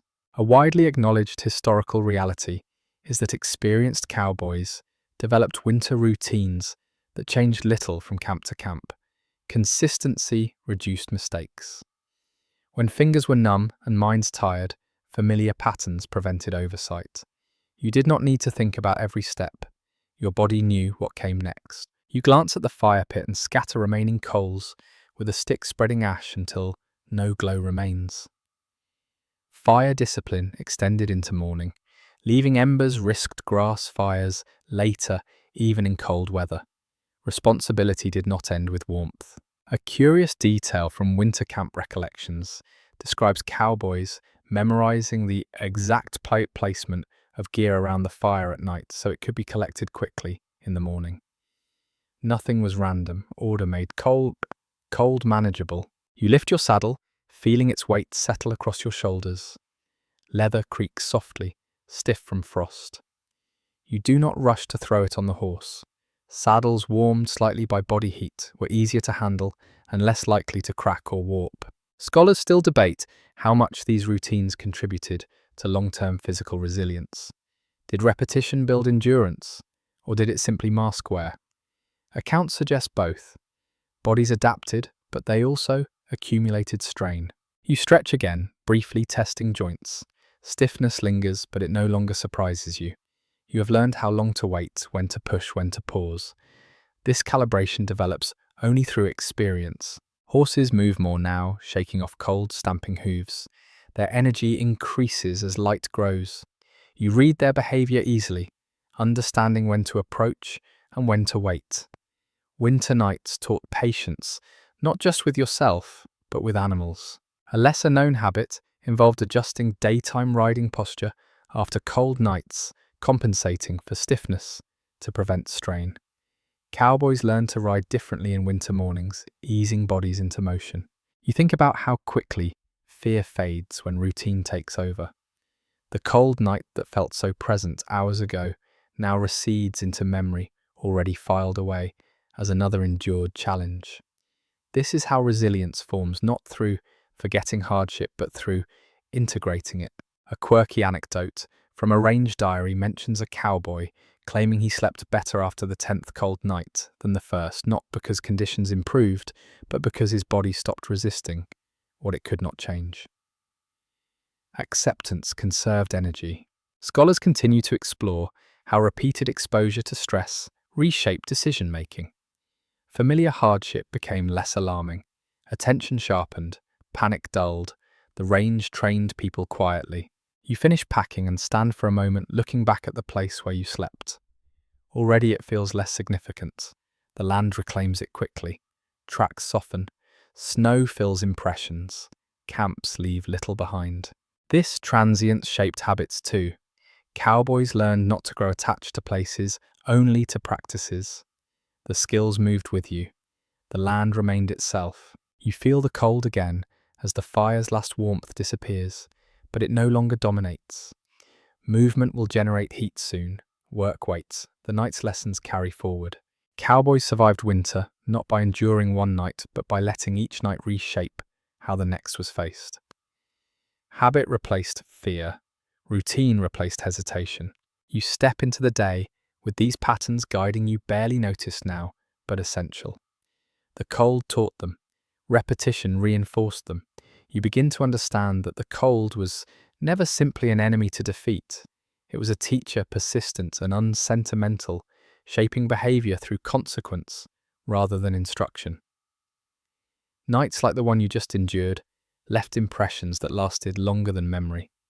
They altered how you moved, how you planned, how you paid attention. A well-recognized reality of life on the open range is that winter changed people, not just physically, but mentally. Cowboys who worked through multiple cold seasons developed a quieter confidence. They did not boast about endurance. They simply adjusted faster, complained less, and recognized limits sooner. You feel that shift now as you move through the morning. There is less resistance in you, less argument with conditions. The cold still exists, but it no longer feels personal. It feels instructional. When you respect it, it eases slightly. When you ignore it, it punishes quickly. You remember moments from the night when small adjustments mattered more than effort. Turning slightly to block wind, adding fuel sparingly, waiting instead of rushing. These lessons repeat themselves in other parts of life on the range. Pace matters, timing matters, excess rarely helps. Scholars still debate whether this mindset developed intentionally or simply emerged over time. There were no manuals for learning patience from cold. It happened through exposure, through nights that demanded attention without offering reward. A curious observation from Winter Letters describes cowboys referring to cold as honest. It did not deceive, it did not pretend, it did exactly what it promised. There is a strange comfort in that kind of predictability. You realize that fear lessened, not because danger disappeared, but because understanding grew. Knowing what cold would do and when made it less overwhelming. Uncertainty is heavier than hardship. A lesser discussed aspect of this teaching is humility. Cold reduced everyone to the same level. Strength mattered, but only to a point. Experience mattered more. No one was immune. That equality shaped how people treated one another. You recall how the fire demanded respect rather than force. That lesson echoes here too. Control comes from cooperation, not dominance. The land responds to alignment, not command. Historians continue to explore how these environmental lessons influenced broader cowboy culture. Traits like restraint, understatement, and mutual reliance appear repeatedly in accounts. These were not aesthetic choices. They were practical adaptations. You think about how this contrasts with stories that celebrate conquest and bravado. Those stories miss the quieter truth. Survival was not about winning against the cold, it was about learning from it. A quirky detail from a winter memoir mentions a cowboy thanking the cold for keeping him sharp. The sentiment sounds odd until you consider how complacency fared on the range. Cold punished carelessness immediately. You feel a steadiness in your movements now. Decisions come more easily. There is less internal debate. Experience has narrowed options to what works. The sun rises higher, though warmth lags behind. Light does not immediately bring comfort. It brings clarity. The night's lessons are visible now in frost patterns, in where snow drifted, in how fire ash scattered. You read these signs instinctively. You realize that the cold taught awareness above all else. Awareness of body, awareness of environment, awareness of others. This heightened attention carries into every task. Cowboys who survived many winters were not fearless. They were observant. They noticed small changes early and acted before those changes grew dangerous. You breathe in the cold morning air, feeling it fill lungs without resistance. The night no longer presses. It recedes into memory, but the lessons remain. Cold as a teacher does not offer praise. It offers repetition. Those who listened learned. Those who did not struggled. You step forward into the day carrying this understanding quietly. The cold will return again. It always does. When it does, you will meet it not as an enemy, but as a familiar force that has already shown you how to endure. Certain nights do not fade the way others do. They settle into memory, not as sharp images, but as sensations that return unexpectedly years later. A smell of smoke, the sound of wind moving low across open ground, the sight of embers glowing just enough to matter. Campfires became anchors for these memories, tying experience to warmth in a way nothing else quite managed. A widely recognized aspect of cowboy life is how central campfires were to identity on the range. They were not just tools, they marked beginnings and endings of days. Decisions were made beside them. Silence was shared around them. In winter especially, the fire became the point where memory attached itself to survival. You think about how easily you recall the fire's shape from last night. Not dramatic flames, but coals, arranged just right. Heat held low and steady. That image lingers more clearly than the discomfort ever will. A quirky detail from trail recollections describes cowboys recalling specific fires years later, identifying them by what they cooked or who sat closest. Fires became reference points in stories, not places on a map, but moments in time. Scholars still debate why fire holds such a strong place in human memory across cultures. Some argue it is evolutionary. Others suggest it is emotional, tied to safety and gathering. On the open range, the explanation feels simpler. Fire meant survival. Memory followed importance. You notice how the smell of smoke clings even now, embedded in clothing and hair. That smell will travel with you into the day, a quiet reminder of the night just past. Cowboys often carried that scent into towns, bunkhouses and homes, a signal of where they had been. A lesser discussed habit involved relighting morning fires from the same coals used at night when possible. Continuity mattered. The fire that warmed you at night carried into the day, linking hours together without interruption. You feel how the fire's presence influenced mood as much as body temperature. Anxiety eased when it held steady. Confidence grew when it responded to care. Fire became a partner in endurance rather than a passive object. Historians continue to examine how campfire culture shaped storytelling traditions among cowboys. Tales told later often began with where people sat around a fire, not where they rode during the day. The fire framed memory. You think about how modern heating removes this relationship entirely. Heat arrives without ritual or attention. Memory rarely attaches to it. Out here, warmth required participation, and participation left impressions. A curious anecdote from a winter camp mentions a cowboy who claimed he could tell which nights he would remember forever by how quiet the fire burned. Loud nights faded, quiet ones stayed. You look back briefly at where the fire had been. Ash scatters lightly across snow, already softening. Soon there will be no trace, and yet the fire will remain with you. The cold night itself will blur. The fire will not. It becomes the symbol through which the experience is recalled. Cowboys endured many nights, but remembered certain fires. Those memories anchored them through seasons, reminding them of endurance already proven. You step forward into the day, carrying the fire with you not as flame, but as recollection. That quiet glow persists long after the cold loosens its grip. What lingers most after many winters is not a single heroic moment, but a steady accumulation of ordinary endurance. You begin to see how survival on the range rarely hinged on bravery in the dramatic sense. It hinged on persistence, on showing up night after night and doing the same small things correctly, even when they felt pointless or exhausting. A broadly accepted historical understanding is that cowboy life rewarded consistency more than boldness. Those who lasted through winters were not necessarily the strongest riders or the loudest personalities. They were the ones who conserved energy, avoided unnecessary risk, and respected limits without advertising the fact. You feel that truth now as you look back on the night you just endured. There was no moment when you conquered the cold. There were only moments when you managed it, adjusting a blanket, feeding the fire, shifting position. These acts would never make a story on their own, yet together they carried you through. You notice how little pride is attached to this kind of endurance. There is satisfaction, yes, but it is quiet and internal. Cowboys did not often speak about nights like this unless asked, and even then the descriptions were spare. Excessive detail felt unnecessary. The experience spoke for itself. Scholars still debate why frontier narratives often downplay persistence while celebrating isolated acts of daring. One view suggests that repetition resists storytelling. Another proposes that endurance challenges romantic ideals of heroism. What is clear is that the work of surviving winter happened mostly in silence.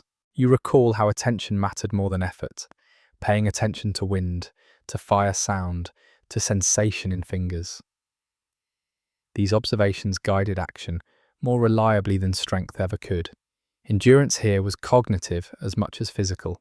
A curious recollection from a ranch ledger mentions a foreman favouring workers who were unremarkable on first impression. Men who did not rush, men who did not boast, men who finished tasks without comment. Over time, these individuals proved dependable when conditions worsened. You feel a quiet alignment with that description now. The night asked for steadiness, not display. You answered by staying present. A lesser discussed aspect of endurance involves knowing when not to act, resisting the urge to build a larger fire, avoiding unnecessary movement, allowing light snow to insulate rather than fighting it. Restraint conserved resources and preserved warmth. Historians continue to examine how this ethic of restraint shaped working relationships. Trust grew around those who did not create extra problems. Winter magnified the cost of impulsiveness. Patience became social currency. You think about how endurance accumulates invisibly. Each survived night adds a layer of confidence that does not announce itself. Over time, this confidence changes how you respond to difficulty. Fear gives way to assessment. Panic gives way to adjustment. A quirky anecdote from a winter drive tells of a cowboy who refused to be described as tough, insisting he was simply still there. The distinction matters. Toughness suggests resistance. Stillness suggests adaptation. You feel that distinction settle into your understanding. Surviving cold nights was not about opposing the environment. It was about fitting into it carefully enough to last. The morning now feels ordinary again. That ordinariness is the reward. To wake and proceed with the day without injury or loss is success on the range.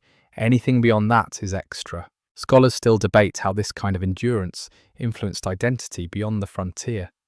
Traits like understatement and self-reliance appear in later cultural ideals, perhaps rooted in experiences like these nights. You look once more toward the open land, brightening under morning light. It looks calm now, almost gentle. The memory of cold lingers, but it no longer presses. This contrast reinforces the lesson. Conditions change, endurance remains. Cowboys who lasted through winters did not carry scars as trophies. They carried habits. Those habits allowed them to face the next night with fewer mistakes. You move forward with the day, aware that another night will come eventually. When it does, the same small acts will matter again. Endurance will look the same then as it did now. There is a quiet dignity in this repetition. No applause, no audience, just the satisfaction of having lasted. The range does not celebrate endurance. It simply allows those who practice it to continue. You step into that continuation ready, not because you are fearless, but because you have learned how to persist without needing to prove anything at all. The last fire of the season is never announced. It does not arrive with ceremony or relief. It simply happens on a night when the cold loosens its grip enough that you notice space between breaths, when the fire is built more from habit than necessity, when the body no longer braces instinctively at sunset. You sit beside the embers and feel how different they are now. Still warm, still useful, but no longer urgent. The cold remains, but it has softened, not gone, just willing to negotiate. A widely acknowledged reality of open-range life is that seasonal change rarely arrived cleanly. Winter did not end on a date. It faded in increments. Nights grew marginally easier, fires demanded less attention, sleep deepened a little at a time. Cowboys noticed these changes quietly without comment. You remember how the first cold night felt overwhelming, how every sensation demanded attention. Now awareness remains, but it no longer strains. The lessons have settled into muscle and instinct. A quirky recollection from a spring drive mentions a cowboy building a fire out of habit, then realizing hours later he had barely tended it at all. The fire held anyway. The night no longer required constant negotiation. Scholars still debate whether this easing created complacency or confidence. Accounts suggest confidence. Men did not forget winter's lessons. They carried them forward, ready for the cold's return. You let the fire burn low, not feeding it aggressively. Coals glowed gently enough to mark the night without dominating it. You sit back, feeling the ground beneath you without flinching. The wind drifts past without cutting. Breath fogs faintly, then clears. You notice how your body no longer curls inward so tightly. Posture opens just a little. You look toward the horizon and imagine warmer nights ahead. Not easy nights, just different ones. The memory of winter remains close enough to keep you cautious. Cowboys marked the end of winter, not with celebration, but with quieter habits easing.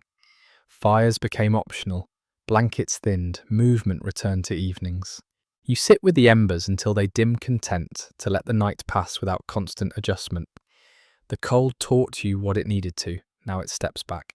The last fire does not need guarding, it trusts you to let it fade. You breathe slowly, letting the warmth dissipate, without concern, knowing you have learned how to endure when it mattered most. Now you let the night soften completely. The fire has settled into a quiet glow, and even that is no longer necessary. The land around you feels wide and calm, not pressing inward the way it once did. Breath moves easily, muscles release their long-held tension. The cold, still present feels distant rather than demanding. You rest in this gentler darkness, carried by the memory of endurance, rather than the effort of it. Nothing needs fixing, nothing needs watching closely. The skills remain, but they can sleep now too. You allow your thoughts to slow, stretching them out, letting each one drift away before the next arrives. The sounds of the range fade into a low, even hush. Wind moves softly. Animals settle. The night holds without asking anything in return. Your body remembers warmth. Your mind remembers steadiness. Both are enough. You breathe in, you breathe out. The long night is over. Not rushed, not escaped, simply completed. And as you settle into rest, you carry with you the quiet certainty that you know how to endure, how to adapt, how to remain present when conditions grow hard. There is nothing left to do now. Just rest, sweet dreams.